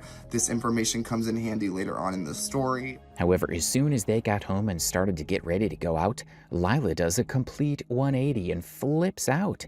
According to Cole, she rampaged through the entire apartment, allegedly looking for drugs. When she couldn't find them, she turned to Cole and accused him of stealing drugs from her. So we're getting ready, and when we're almost done ready, she starts ripping her apartment apart. And she's like, I can't find my rugs, to the point where she literally looks at me and accuses me of taking it. She's like, you know what? It was in my hand. It doesn't just disappear. I know you took it. I know you have it. I know you took it. Where is it? Give it to me. It was extremely deranged of Llaya to accuse someone she invited over of stealing drugs with no proof. However, what makes it worse was that Llaya knew that Cole was about to lose his grandfather, and also that Cole was recovering from his own addiction.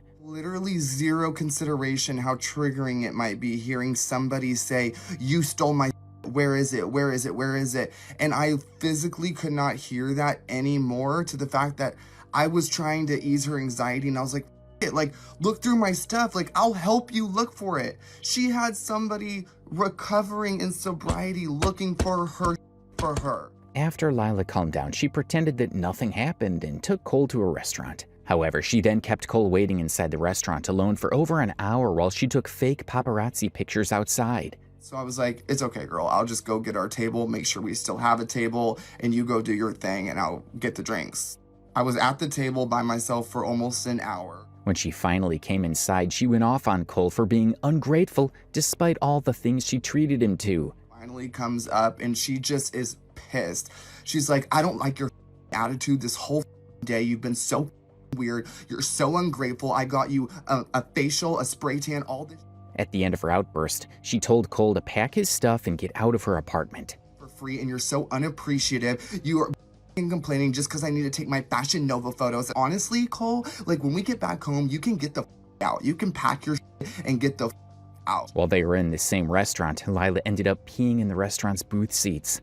According to Cole, she also did that in the seats at the Tate McRae concert. Meanwhile, she literally peed in the catch booth like 3 or 4 times, and at the concert in her seats, and in multiple Ubers. Apart from talking about Llaya's uncalled for, aggressive behavior towards him, Cole also accused Llaya of having stolen his Dior shoes and Fendi sunglasses. Tell me why I go in the closet and I find not 1, but 2 pairs of my, what I thought was lost, Dior Converse shoes. And if you know me, you know I used to have like 15 pairs of those, and my Fendi sunglasses. Another incident that Cole talked about was that Llaya's hairstylist had been in the hospital due to a problem with her breast implants and being in a lot of pain. Despite this, Llaya forced her hairdresser to leave the hospital and come do her hair for free. Rubs it off. He goes and picks up her friend / hairstylist and makes her discharge her from the hospital because her implants were rejecting and is in so much pain, just to come do her hair for the concert for free for a little tag, as if that's going to get her any business. For context, this was the video Cole was talking about. It's a full-time job, and it's extremely time-consuming, and it's not as easy as it may appear to some people. Cole's video went viral, and viewers were shocked at all of the horrible things Llaya had done. Upon seeing Cole expose Llaya, other people she had bullied also came forward with their stories about her. One of them was Ava Louise, another one of Llaya's ex-friends. She backed up Cole's version of events and joined in the surviving Llaya story by dropping a few bombs of her own. Llaya Gibney is actually the worst human being I have ever met in my life. I have never really spoken on her because I do feel bad for her at the end of the day. She is clearly mentally ill and very insecure. But after what Cole Kerrigan just posted, I think it's time I share my experience. According to Ava, Llaya would relentlessly bully her and call her fat, annoying, and ugly behind her back. Ava was completely unaware of what was happening and only found out when Cole told her. When we would FaceTime, she would turn her phone on airplane mode and then tell every other person in the room how annoying and ugly I was. And she would make fun of me for calling her back, thinking she just lost signal. And I didn't know this was happening until Cole told me. What makes Ava's story even worse is that Llaya has talked about struggling with an eating disorder herself. Obviously, for my last couple posts, I notified you guys that I'm getting some help for a couple things. As I've said, I've struggled with an eating disorder for literally 10 years. Even though Llaya hated Ava, she had to be nice to Ava to her face. This was because Ava was very useful to Llaya, and Ava would often help Llaya get into LA parties. Besides the fact that she used to bully me behind my back but be nice to my face because Llaya, although she thinks she's so well connected in LA and can get into parties, she couldn't get into parties without me. However, as soon as Ava would get them into a party, Llaya would ditch Ava.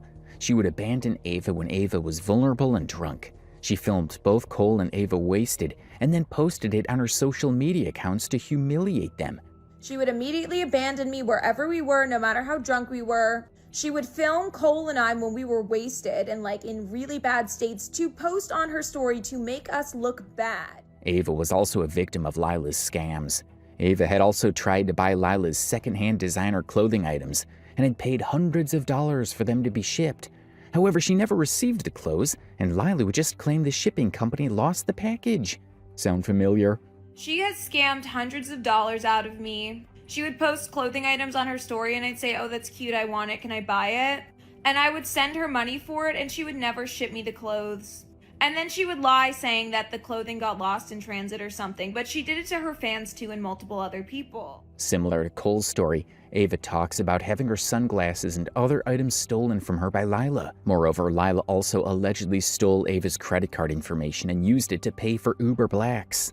It gets worse. She also stole designer sunglasses from me and little items. It is well known that if you are hanging out with Llaya, you need to hide anything that is valuable because she will just steal it. She also stole my credit card information one time so she could get a bunch of Uber Blacks for herself. Not to mention, Llaya also tried to sleep with Ava's boyfriend at the time and made inappropriate advances towards him right in front of Ava. Such as trying to sleep with the guy that I was seeing in Miami. Right in front of my face. She literally crawled on his lap in the Uber while he was sitting next to me. However, Ava's story gets extremely disturbing. Allegedly, Llaya was being extremely intimate with a guy in the backseat of a car, while other people, including Ava, were there as well. She literally was taking it in her chocolate starfish in the back of the Suburban with me and my friends and other people in the car. And while I was just sitting there, minding my own business, trying to ignore what was going on, she grabbed me by the back of my hair and shoved my face into the guy's you-know-what. And she started screaming at me to perform acts on the guy because he wanted me instead of her. Not only did she assault Ava herself, she also put her in extremely dangerous situations where other men had attempted to assault her. Oh, also while we were in Miami, she brought us up to this random guy's hotel room and there was like 4 men and they tried giving us all GHB to SA us. And Llaya just willingly took the GHB and then she went in there and she just like hooked up with all the guys. Ava also left a comment on her own video, talking about another instance in which Llaya tried to force her to perform acts on her against her will. Ava's story left viewers with their jaws on the floor. After Ava and Cole came forward with their stories, another one of Llaya's ex-friends also shared her experience with Llaya. Remember that Team 10 video that put Llaya in the limelight? Well, Kendall, the other girl in that video and Llaya's ex-friend, also had a lot to say about the way Llaya treated her over the years. Filming, and also I'm with one of my best friends, Kendall. Hi, baby. Literally our first video together, which is going to be one for... Kendall caught Llaya flirting with a guy Kendall had a crush on for years. Llaya even sent the guy nude photos of herself. Llaya was special to Kendall because she was Kendall's first trans friend. This made Lila's eventual betrayal even more heartbreaking for Kendall. And like, she was like my first trans friend ever. So she meant like so much to me. I text him this man and I'm like, how do you know him? That's so crazy. It's really crazy to me that you know him because I've only been talking about him for, you know, weeks and months about how I've been in love with him since I was 17 years old. Just to find out they had been talking for over like 15 days on Snapchat, had a streak and everything, sending nudes behind my back. Kendall admitted that to get back at Llaya, she went on a date with one of her ex-boyfriends. When Llaya found out, she went on a violent rampage. Had a boyfriend for like a few weeks, and then she cheated on him, broke up with him, and he lived in LA. I did go on a date with him. I didn't hook up with him. I didn't. She broke into my apartment building, came and banged on my door, and said that we were gay and that to have fun, you know. However, they had both moved past the situation and had forgotten each other, or so Kendall thought. After that, we had forgiven each other and we like saw each other out and about and we're mutuals with like a lot of people and we like obviously were in the same friend groups. Llaya, pretending to have forgiven Kendall, invited her to a party, only to refuse to open the door for her and laugh at her from inside the house, thus proving that no one is more selfish than Llaya, and she would do anything to show that she's always right, even when she's wrong. She invites us to her apartment. We go there. Boom. It buzzed up by security. We're upstairs. We're at her door. So freaking weird. She doesn't let us in. She's like, I don't know if she didn't realize this, but we could hear her laughing behind the door. We were like, this is so weird. Users were left disturbed that Llaya had abused and bullied so many people throughout her life. Speaking of ex-friends, Llaya also owed a lot of fame and fans to Tana Mongeau. Tana was a huge influencer at the time, and many people only came to know about Llaya through Tana. She's sultry, she's and you were born anatomically male. She's transsexual. Despite them being friends, it seemed like Tana would also ridicule Llaya, like Llaya talking about putting things up her own behind for money. Like, oh no. We're on this plane and she's filming a video and she's like, Tana and I put so many things in our so that we could get this plane. Like, go check it out, blah, blah. Llaya, I did a Ripple brand deal and got the plane. Like, And so the people who, like, don't pay the money and actually go see it, or just genuinely in their heart, they're like, Tana put a zucchini in.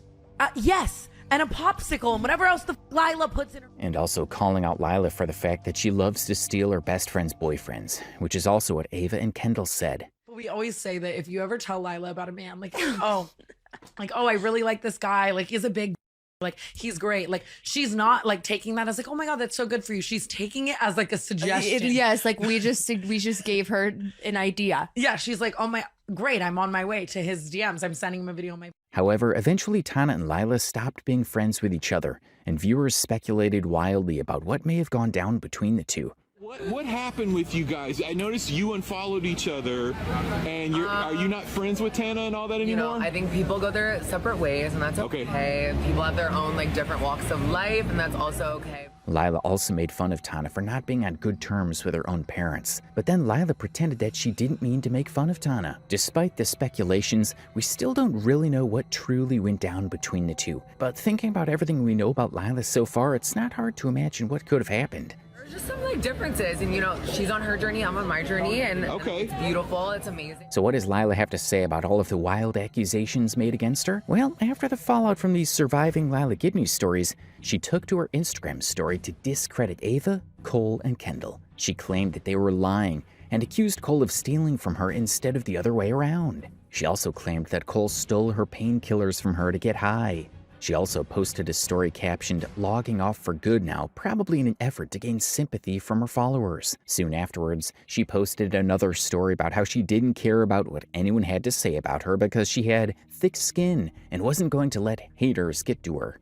Her next line of defense was to use her drug problem, which had come up in multiple stories, as another sympathy card, as if somehow finally cutting drugs out of her life exempts her from all of the horrible things she was accused of doing. However, as of making this video, she still has not provided any of the proof she has had to debunk what she was accused of doing. She continues to post as if nothing is wrong. First of all, ew. Second of all, we talked about every aspect of Llaya's life and personality today. From pissing and pooping everywhere to scamming friends and fans. From lying and stealing from others to just being an overall nightmare to be friends with. And let's not forget the darker parts of the story, such as the alleged instances of assault. This story has new twists and turns at every minute. So what are your thoughts on the whole surviving Llaya narrative? And is there any part of the story you think I've missed? Instead of tackling him, she came after me and tried to yank my arm behind my back and throw me on the ground. I'm not hiding my son. I am not protecting my son. And if my son has a DUI, he will stand up and face the consequences like a man, like me and his daddy raised him to be. It didn't. The lady cop kept trying to argue with me, kept trying to argue with Josh. So did that male officer. I guess they didn't like the fact that I called him a rent-a-cop, okay? But they were in the wrong. I hadn't done anything, and they literally told me they were going to arrest us for disorderly conduct. And her, she needs to get fired. I'm so with this stick thing coming out. Stephanie Lynn is a TikTok influencer who flew too close to the sun and got burnt. All right, friends, I see that people are wondering where I'm at. Where have I been for the last 24 hours? Why am I not making videos? After getting popular on TikTok off telling other people's stories. Y'all, the tea just keeps getting deeper and deeper with this Hannah Duke and Miranda situation. Steph got herself into some drama of her own when she and her husband started yelling and cussing at police officers inside a casino. Calm down. No, fuck no. You're gonna embarrass me like we did something wrong. I don't get it, man. You're gonna rent a cop bullshit. You're something. I'm going on. No, fuck no. I want to know who's in charge. Listen, we're gonna have a conversation at a level. Listen, they're not our boss, so shut the fuck. And when she wouldn't calm down, the cops had to throw her and her husband out of the building.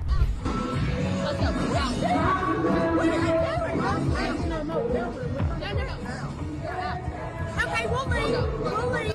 And Stephanie Lynn got so rattled by this that she allegedly faked being injured and started a campaign to get the police officer fired. I'll keep you guys updated on this, but I feel like this lady needs to be arrested immediately. She needs to lose her job, and she needs to pay for all of my medical expenses.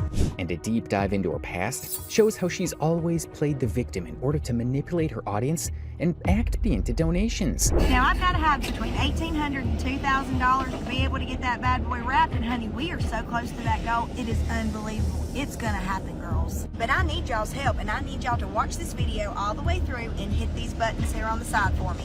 We're gonna go in depth and find out how this mom influencer thought she had established enough followers to start a war with the police, and it all came crashing down. Quick update about Atlas this morning. I'm gonna try to get through this without crying. As soon as the vet opens, I will be calling them immediately, and if they can't get him in today, then I'm gonna have to go somewhere else. This whole drama started in September 2025, when Steph uploaded a TikTok video at 1 a.m. in front of her local police station. It is 1:30 in the morning. We're here at the Bristol Police Department. I have been assaulted by one of their police officers. I've already spoke to the supervisor of the officer that assaulted me. We went into these doors right here. Do you see that little red phone? We called whoever is on the other side of that. They told us that it was going to take 30 minutes to an hour for them to even come out and take our report. Accusing a police officer of assault is serious business. And on top of that, she was even implying that the cops were leaving her out in the cold because they were trying to protect a college. We are filing assault charges on this police officer. I guess that's why we can't get any help whatsoever. And before you can fully understand what's going on, Steph mentions her arm might even be broken from the altercation. Whatsoever. I've been in the hospital. As you guys can see, I'm in a sling. They told me I had to come back in a week to do more x-rays because they can't tell because the swelling is so bad if it's actually. And she ends this fiery TikTok by stating that she's going to take her story to the news and that she wanted the police officer who assaulted her to lose her job. Since they don't want to help us, they don't want to take our report. My husband told the lady on the other side of the phone that we were going to call the news stations here in Bristol, and that's exactly what we're about to do. This lady was way out of line. She had the wrong person, and she assaulted me. We are going to sue Bristol PD. We're going to do everything that we possibly can to make an Steph was making a lot of accusations and threats without telling her audience exactly what happened. So the next morning, she made a 5-minute-long TikTok video going into all the details. In hotel. This is Will Kate Tomlinson. She works at Bristol PD in Bristol, Virginia. Last night, Josh was a part of a drawing at the Hard Rock Casino Hotel. We went, the very first drawing, he won $500. We played on that. We went and ate at the Plum Lounge, which you have to have either a black or a gold card to enter. They have to check you in with your Unity card, your ID, and prove that it's you, and then scan you into the door. Steph and her husband Josh checked into a very expensive hotel and casino with a full VIP access. And things really went off the rails when someone snuck into that same VIP area and they mistakenly identified Steph as the perpetrator. And that's when those guys were like, I wonder what they're doing in here. And we said, I bet it's for that woman who snuck in earlier. 15 minutes later, I've got 2 police officers, a man and a woman, standing over me telling me I needed to come with them right. And instead of calmly providing evidence that she was allowed to be there because she paid for full access, Stephanie claims that she was insulted and harassed by the 2 police officers and even ended up calling them rental cops herself. That I had snuck in there and I wasn't allowed to be in there. They said so many terrible things to embarrass me. I was humiliated. Of course, me and my husband had a few choice words. I asked who told them that. They told me the lady that checked us in. I went out there and I said, why did you tell them? Did you tell them that I snuck in here and that I'm not allowed to be in here? She literally looks at me and that woman officer and says, no, I never said you snuck in here. I'm not talking about you. I am so sorry. I was never talking about you. You haven't done anything wrong. Where it should have ended there, it didn't. The lady cop kept trying to argue with me, kept trying to argue with Josh. So did that male officer. I guess they didn't like the fact that I called him a rent-a-cop, okay? And according to Stephanie herself, what seemed to be a simple case of mistaken identity had turned into a whole situation where the cops wanted to arrest her and her husband for disorderly conduct. She tried to leave, and by her account, the cop grabbed her and threw her on the ground. To the imagination, I've been exonerated. It's not me. Josh looks at the police officer lady and says, the next time you want to come in there and humiliate somebody and accuse them that they're a thief, you better get your facts straight, you dumb. Instead of tackling him, she came after me and tried to yank my arm behind my back and throw me on the ground. And then told me she was going to arrest me for disorderly conduct. So that's the reason why she got her arm in a sling. Steph and her husband spoke to the officer's supervisor and demanded an apology, but he allegedly recommended they take it all the way. Her supervisor, Mark Edwards at the Bristol PD, when we told him about the situation, my husband said, if you tell her to call and apologize to me after she laughed in our faces for hurting my wife, I'll drop all of this. And you know what her supervisor said? No, sir, it sounds like you need to take this all the way. And that's why Steph believes the cops are trying to protect one of their own from facing consequences. She goes on to state for a second time that she wants the officer to lose her job. But not just that, she also wants her arrested and her medical bills covered. Immediately. She needs to lose her job and she needs to pay for all of my medical expenses. This video went viral with over 1 million views and 50,000 likes. People in the comments section were jumping to her defense and giving her all sorts of advice. 2 comments in particular said, "Girl, you don't know it yet, but you just hit the lottery. You need to file formal complaints with Hard Rock Casino and pursue litigation against them as well. Hard Rock will come down on the city if you bring them into it, and you should. Hard Rock should not be allowing situations to be handled the way it was. Both Hard Rock and the city are liable. Pursue them and pursue them hard." But now that we've heard her side of the story, let's take a look at what actually happened. Bristol City Police Department released a body cam footage of the altercation, and it points to a slightly different picture. We're only a couple of seconds in, and already this is a very different vibe from what Stephanie explained in her videos. The police officer was extremely polite talking to her, and she was the one who started swearing and screaming when asked simple questions. Once again, the cops weren't even asking her to leave. They were trying to get information to clarify she wasn't the one who had snuck in. The only reason why this was humiliating was because she kept screaming about all the money she and her husband had spent. The authorities even politely tried to ask her to stop the swearing, and she responded with even more swearing and demanding a worker lose their job over this simple mistake. But it gets worse from here, because when the officer asks her and her husband to calm down, she starts with the insults. Ouch.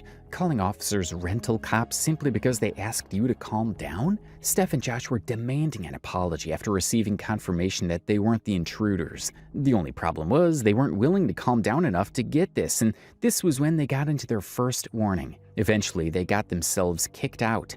And this was also the moment Stephanie claimed the cop almost snapped her arm off. Remember, when the body cam footage hadn't been released, this was how Stephanie described the incident. It wasn't nearly as dramatic as she made it out to be.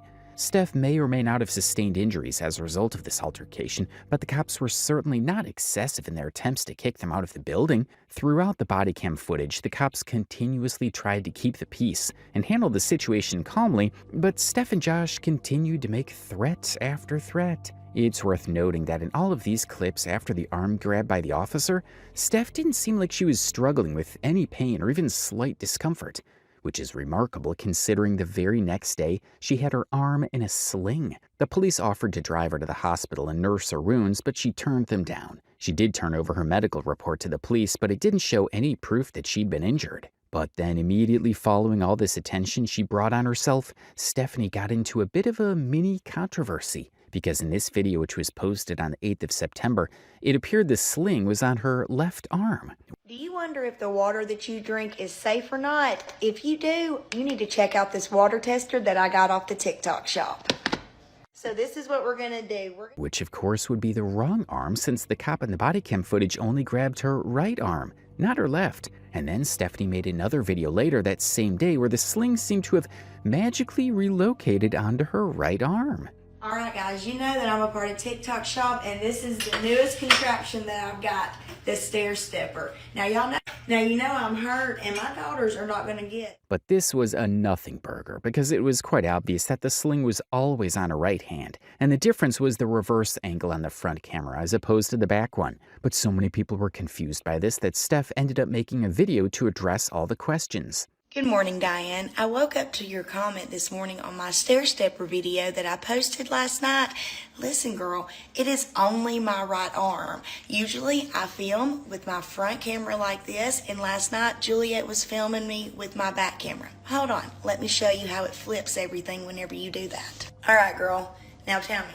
Is it flipped? I just need to know because I'm still... Now, Miss Diane, I know you were trying to take a jab at me, but I'm going to give you the benefit of the doubt that you did not know that it actually flips everything depending on which side of the camera that you're... This whole mix-up also would have been avoided if she didn't have to sell cheap products from the TikTok shop on her page, but as we'll come on to later, that's the one she cares about the most.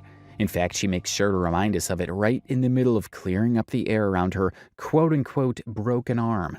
See, I don't know about you, my bills don't stop. And last night, whenever I did my TikTok shop video, it's because I was on a deadline for my stair stepper and I needed to go on and get it done because I didn't want to get a bad mark on my TikTok shop. And honey, I would have let... But with that said, Stephanie was still on a mission to make sure that cop lost her job, which is why later that same day, she made another video from work complaining about how her wrist hurts more than a C-section. Y'all, I feel about worthless. I'm up here on the job site. We're going to go over a couple of plans with a few people and line out some of the jobs for the week. I tried to get in there and start plumbing. Honey, tell me why I'm in so much pain.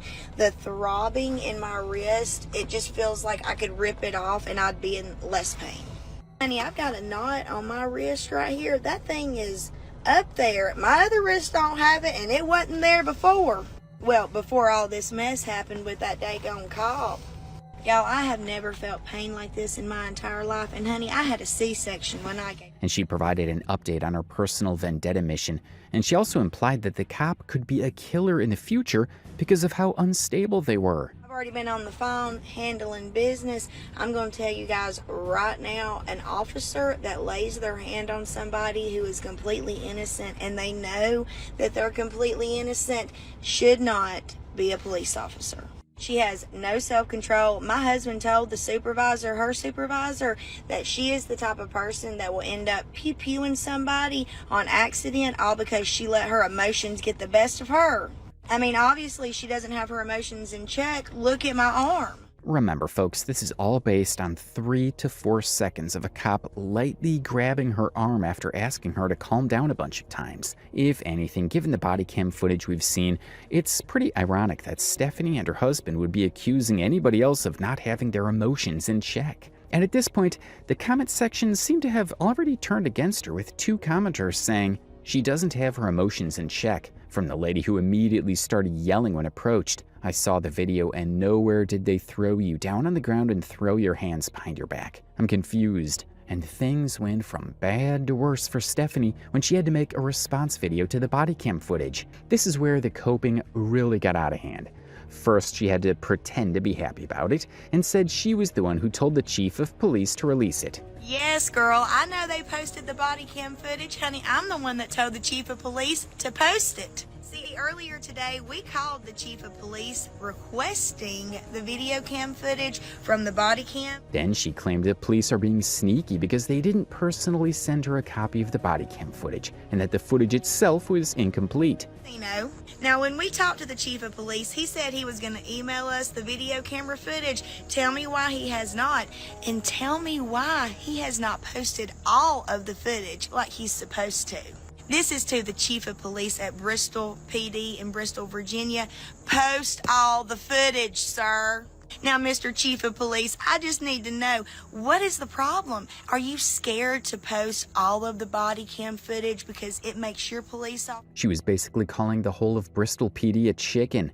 And she backs this up by stating the casino's security camera will have the whole footage available, implying that it would contradict the body cam footage we've all seen. And she especially feels this way because the casino allegedly called her and thoroughly apologized. Chief of Police in Bristol, Virginia, what are you scared of? Are you scared that the truth is going to get out? See, you can post bits and pieces of their body cam footage, but the casino has all the footage, honey.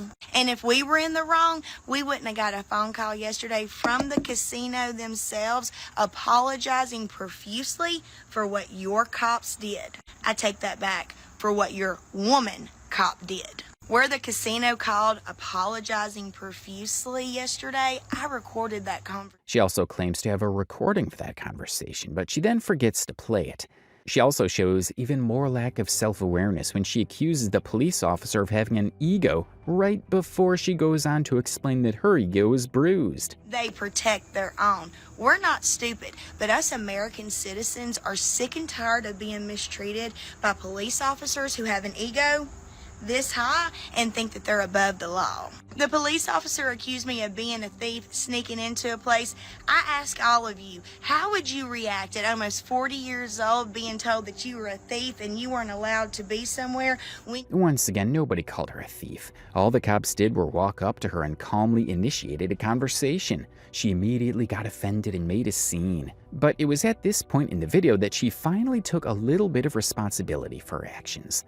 Again, I apologize for the verbiage that I used. I could have spoke better and handled myself better, but emotions were high. I had been accused of being a thief, sneaking into a place, humiliated to the point that I couldn't even see anything. After 4 TikTok videos, 2 news interviews, a 13-minute body cam video, multiple calls for officers to lose their jobs and be imprisoned, we finally got Stephanie Lynn showing just a little bit of self-awareness. But with that said, she still wouldn't apologize, and she isn't letting go just yet. I am going to say this. I could have handled it better. I didn't have to cuss. I didn't have to use the verbiage that I did. However, I am not apologizing for the way that I handled that lady, because I'm going to tell you right now, I am sick of police officers acting like they are better than us and they have more authority and they can just do whatever they want. What I find hilarious is how the Bristol News called us back today after they saw the police footage, because they said they know that the Bristol PD is corrupt And to prove her point, she showed us the extent of her injury. Y'all don't think she did anything to my arm? Let me show you what it looks like. When I bend my hand down like this right here, do y'all see that knot? Do you see a knot over here? That lady yanked me like you wouldn't believe and caused my arm to pop. It popped when I got into the car on the way to the hospital. They believed that my arm at the hospital had popped out of place when she yanked it, and when I got back in the car to come to the hospital. So, according to her, the police officer yanked her arm so hard that it didn't pop out of place immediately. It instead popped out of place almost 20 minutes later in the car on their drive to the hospital. Then it simultaneously popped back into place without any yanking this time. The story keeps on getting harder and harder to believe. As one commenter said, ER nurse for 8 years. Why is your arm not splinted? If there was even a question if it was broken, it would have been splinted. The knot is most likely a ganglion cyst. I've seen dozens of them. Girl, just stop. You are embarrassing yourself. And as soon as Steph's latest update came out, people were debunking her injuries left, right, and center. When I bend my hand down like this right here, do y'all see that knot? Do you see a knot over here? That lady yanked me like you wouldn't believe. Carolyn, I did see the knot, and the people that know me in real life know that I call things like I see it. Whether you're my friend or my foe, I'm going to call it like I see it. This video here is from 8/28, where Stephanie was doing a go live incentive.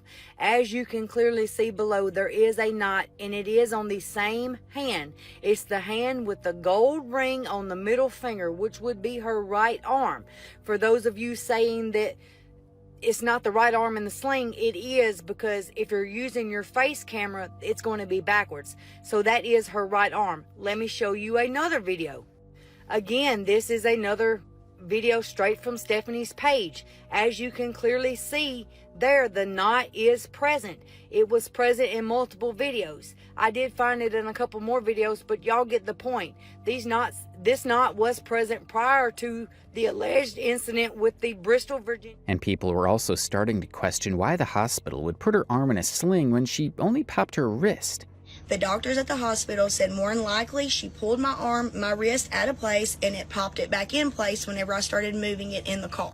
And as the heat was ramping up, Stephanie took a break from TikTok and went radio silent for over 24 hours, which is a big deal because she posts almost 4 to 5 times every day. She did, however, come back to answer all her critics, and it all started with a caption reading, I know I don't handle the situation right. However, I never claimed that I did. I let my temper and ego get the best of me because I was so humiliated. I should have been the bigger person.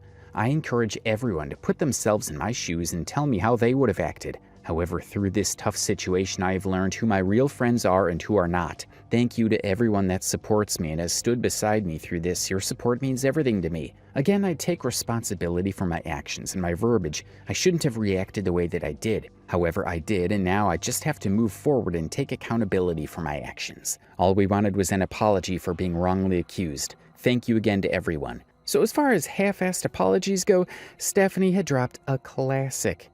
She says she takes accountability for her actions, but she hasn't really up until this point when she found out that the people weren't on her side.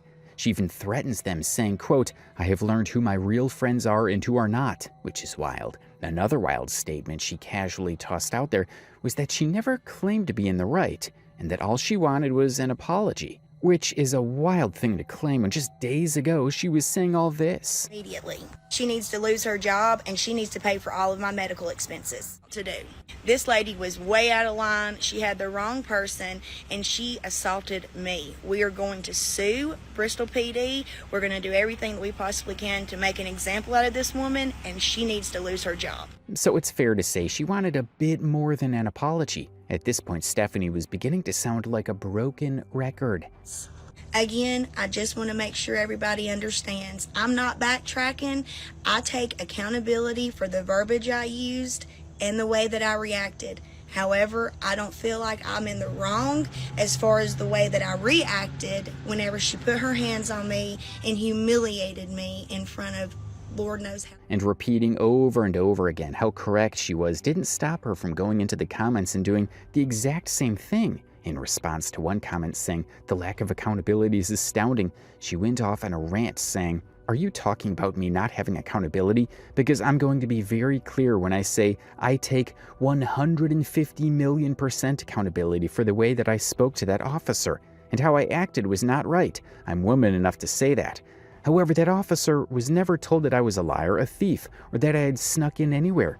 She took it upon herself to come up to me, embarrass me in front of a crowd of people. I was humiliated, and I let my anger take the best of me. I should have never done that, and the casino took responsibility for their part in it, apologized to me profusely. The police are not going to apologize, because that's a lawsuit waiting to happen the second they admit fault. She was in the wrong. She should have never accused me unless she knew I had actually done something wrong. I was never detained. I was allowed to walk away. I walked away to get people away from the humiliation of people thinking I was a liar and thief. And as they continued to laugh in our faces, which you don't see on the body cam, she runs up and grabs me. When did she ever have a right to touch me? She didn't. She was 110% in the wrong. And her actions and the way she handled things, I was in the wrong, and the way that I spoke to her and handled things myself, I take 100% accountability. I hope nothing like this ever happens to you or your family. God bless you. Now, she says the police apologizing is a lawsuit waiting to happen, but prior to this, she told the whole internet that they were indeed suing the police station. So it definitely sounds like she's the one backing down here. And when another commenter pointed out how desperate she was sounding, she unleashed another epic cope rant. Gary, I hate to tell you, sir, there is no desperation in my face. I don't feel a bit bad about anything other than the fact that I should have never spoken that way to that officer. But let's be real clear. I've never had a free ride. I've always made my own way and stood up on my own 2 feet. I work 7 days a week. Jamaicans meet. Can you say the same? I would appreciate it if you would take a look in the mirror, sir, because assuming something like that, officer did about me is like that. Not the right thing to do. I'm a good person. I made a mistake. I took accountability for the way that I spoke to that officer. But anybody in my position or my husband's position being called a liar, a thief, and being told that you snuck in somewhere and you weren't supposed to be in there and being humiliated in front of a crowd of people, tell me how you would have reacted. You don't know unless you're put in that position. And I was wrong for letting my anger take over, but I'm a woman enough to admit it. And speaking of things she was willing to admit, she was quick to put it out there that her husband was lying when he said they spent $5,000 a week at the casino. That's some serious amount of money to be burning at a casino, but Stephanie has since confirmed it's not true. I also want to address where Josh said we spend $5,000 a week at the casino. Tell me why he said it. Tell me why, because it's not true. We did an interview yesterday in Bristol for the Bristol news station, and I told them the exact same thing. If we were spending $5,000 a week at the casino, we wouldn't be living paycheck to paycheck, struggling to pay our bills just like everybody else. And she also left this comment clarifying things further. Girl, did you watch the video? With tensions high and emotions taking things over, we're just said out of anger and just to be saying things. It should have never been said it wasn't true. Either way, I'm the one who wanted the cop cam released. I stand by everything I said because they didn't release all of the footage. If you think 12 mins was all the footage, I'm sorry, but you're wrong. Believe me, don't believe me, it's okay because I stand beside what I said. However, I apologize for losing my temper. After being humiliated and called a liar and wrongfully attacked by an officer who ran off her emotions and not the facts. God bless you, friend. I hope you never have to experience anything like this, because until you're in that position, you have no idea how you will act. So, half-assed apology to this side.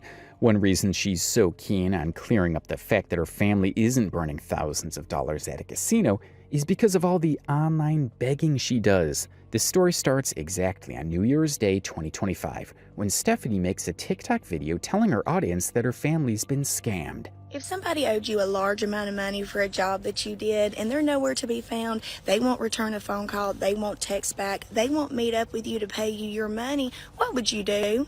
Me and my husband, we have done some jobs for a company, and I'm not going to say the name of it on here, but if I don't have a check in hand by 5 o'clock, now I'm going to literally... Steph and her husband Josh own and operate a small-scale construction business, and the situation here was that they hadn't been paid for a relatively big job they did. The contractor had basically ghosted them, and Steph was threatening to post all of their information online, because according to her, they badly needed the money. Because we put our hard-earned money out to finish these people's jobs, to help them out so we could get a paycheck, because we desperately needed the money, and we can't sit on a job forever and a day.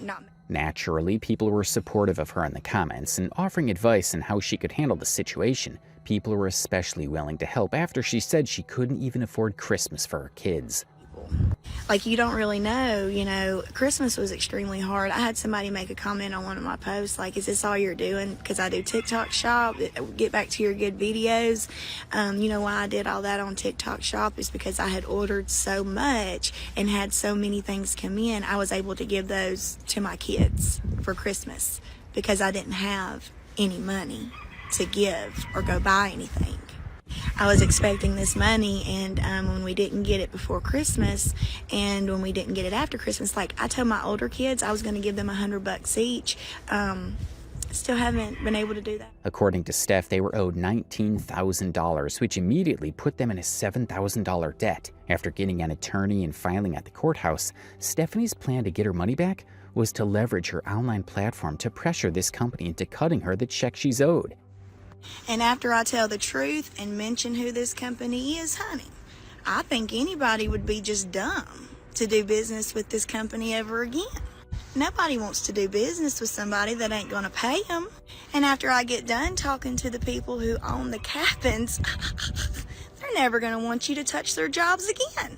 Hopefully, the one thing that I have left to do to where I can literally say this company name, hopefully it happens today, and I'm on. Between January 1st and January 9th, Stephanie had made over 10 videos speaking about the money they lost, and she'd begun doing daily update videos uncovering details about the process and revealing information about the company to the public. But in addition to that, people had begun sending her money to Cash App account, which she left up in her bio. House, and we were able to get a little money from that, and several people actually would I'm shocked that several people sent me like $10 here. I had somebody send me $25 on my Cash App. I'm not asking for any money. I'm not trying to get anything from anybody. I just want to expose this company and what they've done, and hopefully other companies won't be so quick to hurt a small business or a company that's just, I'm rambling, just trying. She wasn't asking for money, but she wasn't exactly turning it down either. And as some people had pointed out, why does she have her Cash App in her bio if she didn't want people donating? Well, according to her, she put up that months ago for a church fundraiser. A couple of people have commented on my videos saying The girl who says she's not asking for money, but yet you have a Cash App up in your bio. Several people have said you don't need to explain yourself. However, I feel like I need to. Months ago, when I put that Cash App in my bio, it was only because I had started making videos for this church that me and my husband started going to, the Tabernacle of Hope.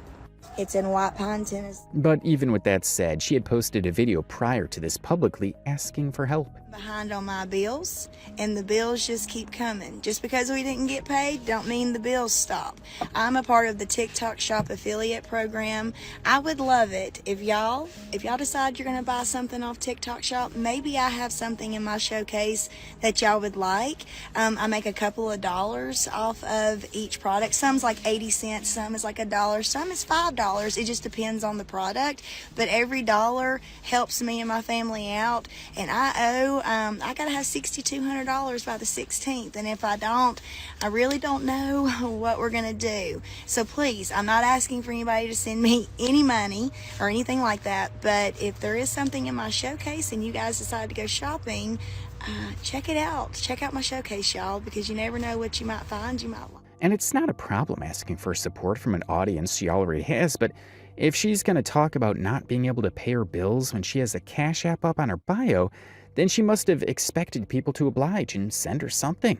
And she did admit to using money people sent her to pay some of her personal bills. Videos are still up. I'm not asking anybody to send me anything. That Cash App was never meant for me. However, people have sent me $135, and that paid my water bill. And they put notes on there for what it's for, and it was for me, and I'm extremely grateful. And this morning, January the 12th, people sent me $34 overnight, telling me, I hope this helps. Thank you. And as the days rolled by without any significant update or progress on the situation, meanwhile, Steph continued to receive donations via her Cash App. I'm not asking anybody to send me any money on my Cash App. I'm not asking for any money. However, guys, if y'all do go shopping on TikTok Shop today, please check out my showcase. Me and my husband have worked for everything that we've got. I'm not asking for anybody to send me money, but on my TikTok Shop, this is a way I can work and make money. I know I have only 2 days to come up with this large amount of money, but I have seen God perform miracles before, and you never know. Stephanie quickly became sensitive of any criticism that came her way as a result of people donating directly to her. Over and over again, she would be quick to remind everyone that she's not asking for donations, but then she would make a video complaining over how terrible her life is right now. And I look down, everything on the car shuts off. I said, Josh, our car's off. We finally get it over to the side of the road, thank God, without getting ourselves killed. And now we're gonna try and jump it off. The devil just isn't gonna quit, is he? It's gonna be all right. I'm gonna keep my faith, and I'm gonna give all the glory to God, because I know there's a reason why we're going through this hard time. It's January the 14th, y'all, 2024. Fingers crossed. Say a prayer for us. Lord have mercy.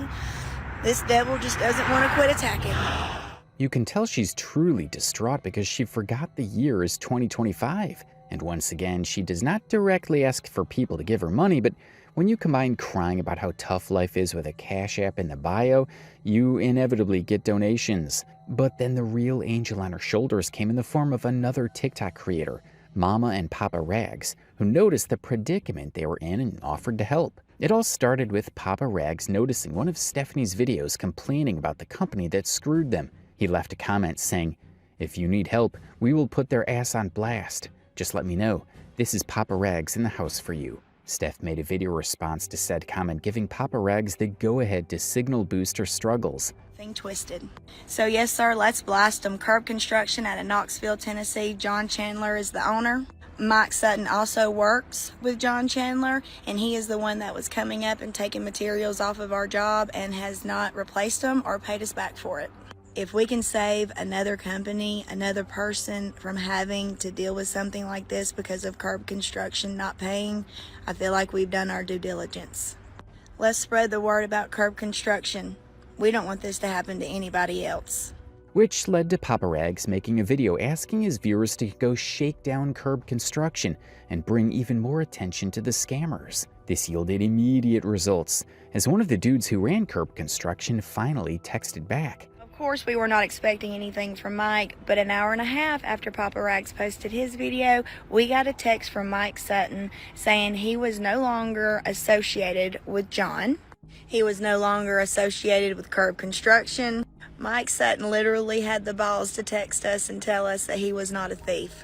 Baby, what do you call it when you take stuff off of the job sites and you openly admit to taking materials off of job sites and say, I'll either pay you back or replace them? And when you don't do either one of those things, sugar, that's stealing. Which, in case you don't know, makes you a thief.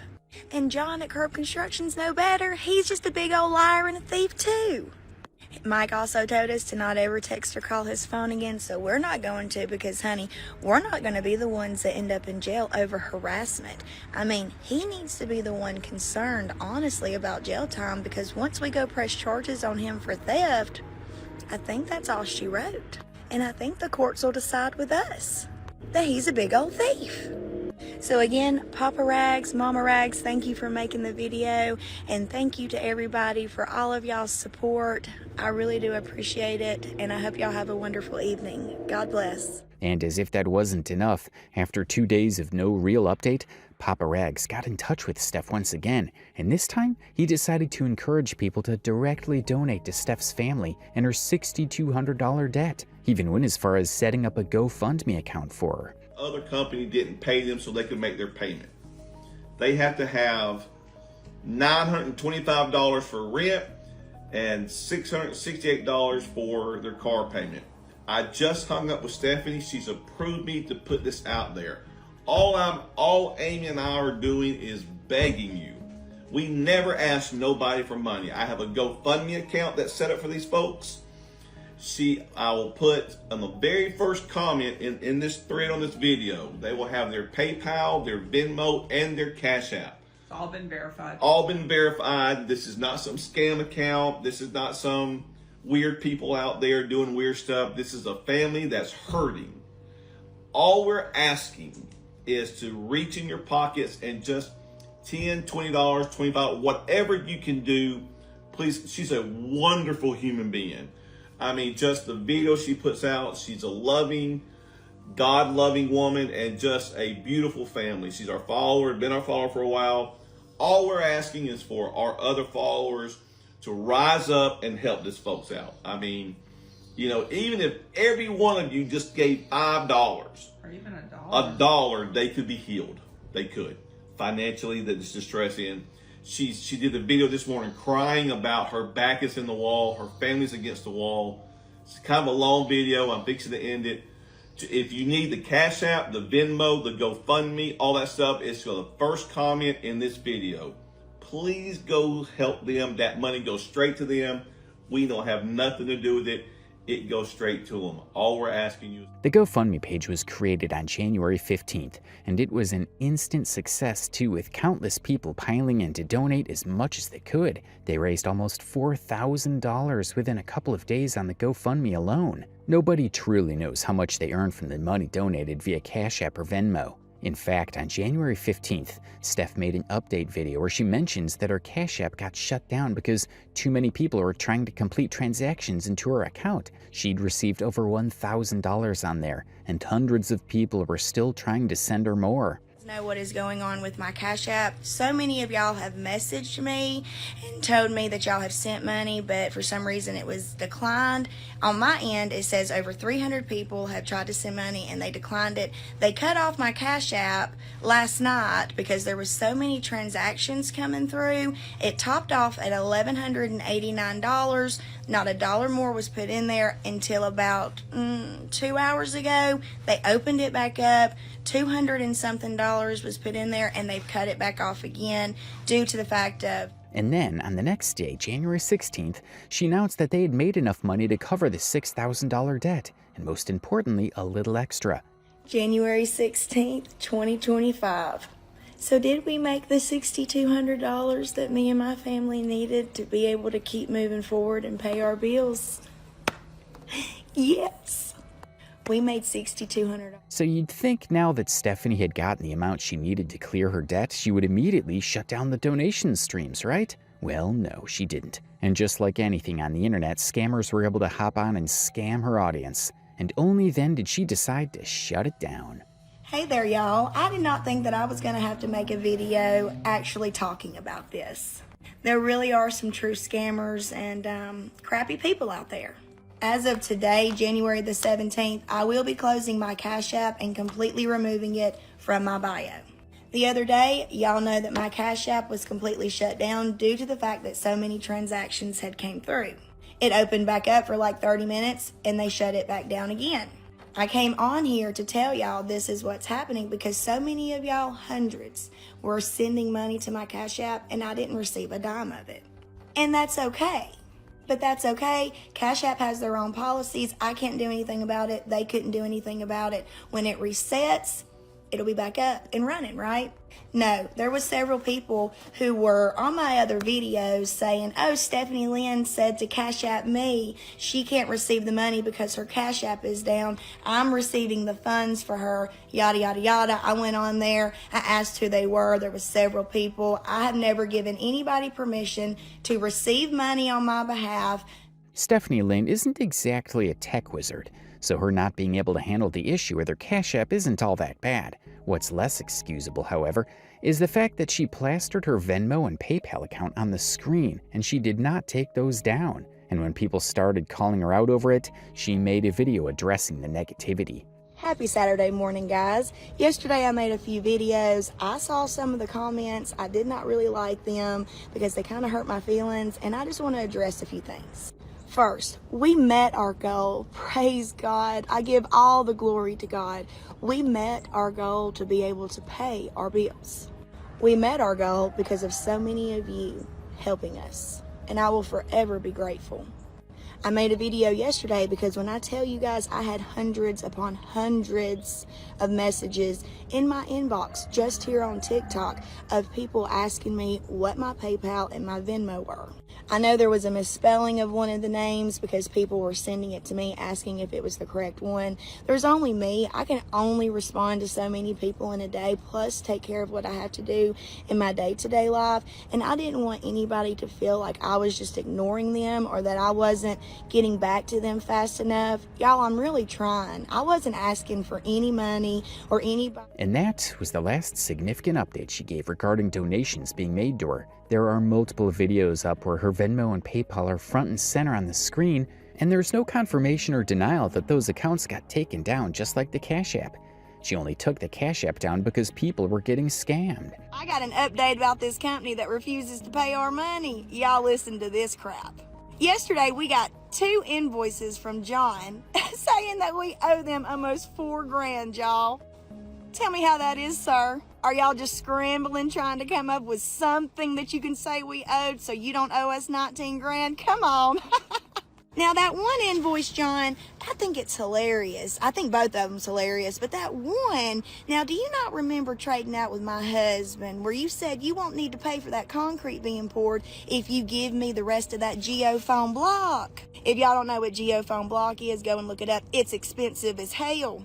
And see, at first we weren't going to do it, and my husband finally agreed to it, and he didn't tell me that he was agreeing with John to swap it out. And when I saw that big old trailer go by with all my geofoam on the back of it, I started screaming at Josh, remember, John, because you were out there. And I was telling Josh, somebody's stealing our geofoam. And John, wasn't he? If there was no security issue, she was more than happy to leave the Cash App up for people to keep donating long after she had met her goal. That's not wrong or anything. But since she continued to claim that she's not asking anybody for money, the best way to make that happen was to take down the accounts. The GoFundMe also remains open to this very day. You that piped up and said, oh, no, Stephanie, it's okay. That's my truck and my trailer. Yes, your geofoam block's on there, but it's mine now. Me and Josh traded out. Y'all don't have to pay for the concrete being poured, and I get the geofoam block. Remember that, sir? And in case you don't, that's okay, because, see, I had 5 people, if you recall, that heard you say that. That second invoice, though, sir, I'm just curious. I read it. I saw what was on it. Are you just trying to make up stuff? Because, see, we are. And since then, Stephanie has never hesitated to turn to her audience for any extravagant thing that she might need to pay for, like when she asked her audience to engage more with her posts so she could be able to afford a new paint job for her tractor. It's time to prove a man wrong, people. I was just told by my husband back here that he didn't think I could make enough money off the Creator Rewards program to get this track hoe wrapped in sparkly hot pink. Baby, this man must not know who I am. And he must not know the community that I have here on TikTok because, baby, we all show up for each other and we all want everybody to win. So I'm definitely going to need your help to prove him wrong. Now, if y'all have watched my other videos, y'all know it's going to cost about $1,800 to $2,000 to get this wrapped in pink. It's basically dry bagging with one extra step. And when you remember the fact that she never took her Venmo or PayPal down to begin with, it's even worse. She might not have mentioned them in these videos, but she certainly hadn't forgotten about them, given this was only a couple of months later. Yesterday evening, I got a phone call from my son. He's made it to Port Orange. Look, yes, I'm sad that my son has left. I'm worried about it because, honestly, going all the way to Florida from Tennessee and not having anybody, that's a big step. Somebody said, oh, don't judge, because I said I didn't like the boy that he was with. Honey, if you knew the backstory, you'd be like, oh boy, I wouldn't want my kid around him either. And despite the video going viral and hitting over 1 million views, she decided to make another video weeks later, reminding everybody that she needs $2,000 to make her tractor pink. All right, baby, you know what time it is. Time to get that Kubota right there wrapped in sparkly hot pink. Now, just in case you don't know what's going on, my husband told me a couple of months ago I could not make enough money on the Creator Rewards program to be able to get that Kubota right there wrapped in sparkly hot pink. And honey, I'm on a mission to prove that man wrong. And so many of my girls on here, we're all on a mission to prove good old Joshy Washy wrong. Because us girls, honey, we can do anything that we set our mind to. And let's be real here, baby, that Kubota would be so much prettier in sparkly hot pink, purple, sage, anything girly other than that orange. Now, I've got to have between $1,800 and $2,000 to be able to get that bad boy wrapped. And honey, we are so close to that goal. It is unbelievable. It's gonna happen, girls. But I need y'all's help, and I need y'all to watch this video all the way through and hit these buttons here on the side for me. If you could please share this video. Most creators usually have to make entertaining content in order to make money off social media, but Stephanie only goes from indirectly begging for money most of the time to directly begging for it sometimes. She definitely has that main character syndrome, which perfectly explains the casino incident even clearer. What do you want to do? My real Louis Vuitton bag. What would you like me to do? Y'all want to leave, and I'm gonna call my host, and I'm gonna have Sarah get involved or whatever she needs to do. If y'all do want to leave, you're more than welcome to go get your stuff. It's no wonder she was so desperate to get her quote-unquote real Louis Vuitton purse before being kicked out of a casino for disorderly conduct. There were 5 million things she could have said at that moment, but all she cared about was her designer bag, because of how materialistic she's become. So much so that she got offended by the cops simply walking up to her and asking questions. I think you went to check in, and Are they here for me? yes, ma'am. What the? You ain't here for me, baby. I came in here with him. And it's also the reason why Josh felt the need to lie about spending $5,000 a week at a casino when nobody in real life would be impressed by that anyway. I spend $5,000 a week here. If not more, it doesn't matter. Next 10 weeks, I will make it so I can pay for it. The cops didn't embarrass the couple, their own insecurities did. And the apple doesn't fall too far from the tree, because their son also got into a bit of drama, and Stephanie was on hand to defend even more alleged bad behavior. Her son was driving when he got himself and 2 other people into a dangerous car crash. Let's address the situation about my son. First things first, I'm not going to bash anybody on here. And secondly, my son is not a murderer, nor is he a drug dealer.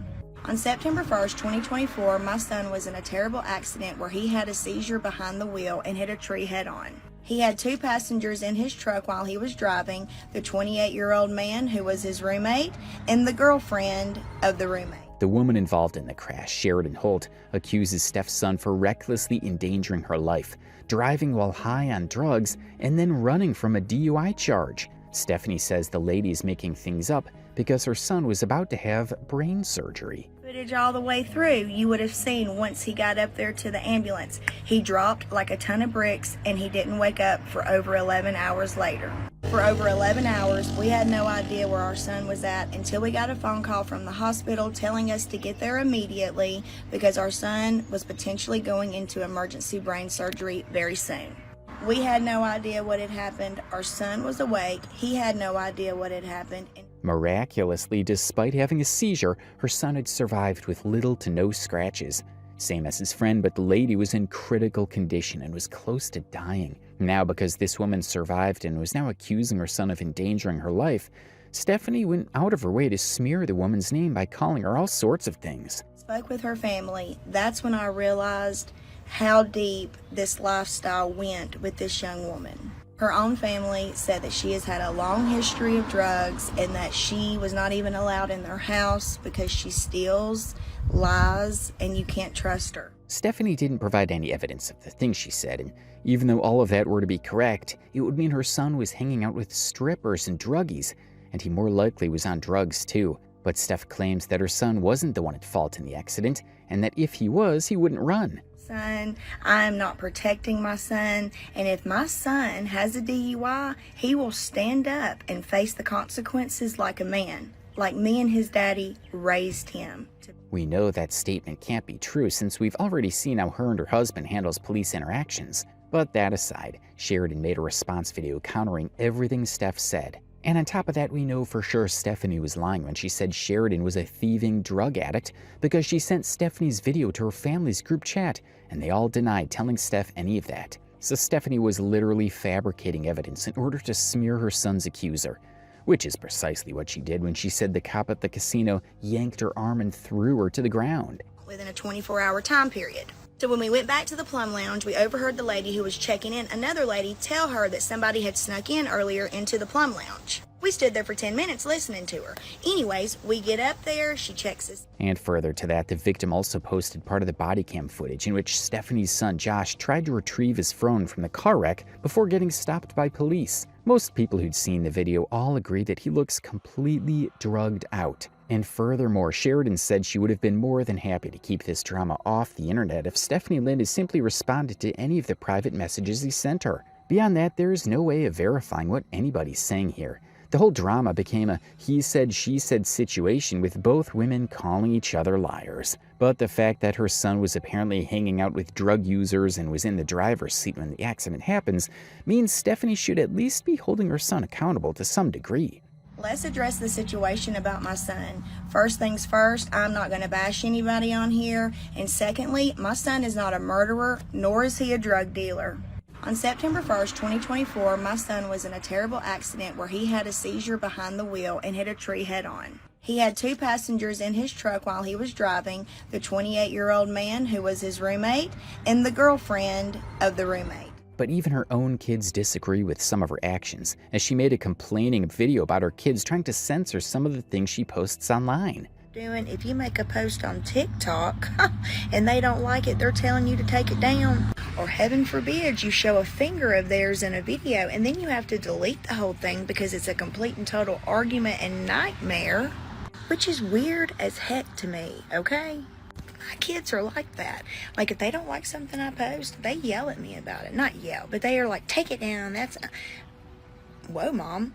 I didn't realize that. Stephanie Lynn has no idea how embarrassing it must be for those kids to see their mom trending on their For You pages doing things like insulting cops, asking for money, and putting their family business online for the whole world to see and judge. It's no real surprise that they don't want to be on camera with her. The secondhand embarrassment is off the charts. How's your morning been, y'all? Let me tell you about mine. Last night, my husband said he was going to take our daughter to school, and my car is full of shit. I mean, just full of every kind of tool that we could have packed in it to do what we needed to over at Carolyn's. So barely 2 people can fit in that bad boy. But meanwhile, school has started back over in Sevier County.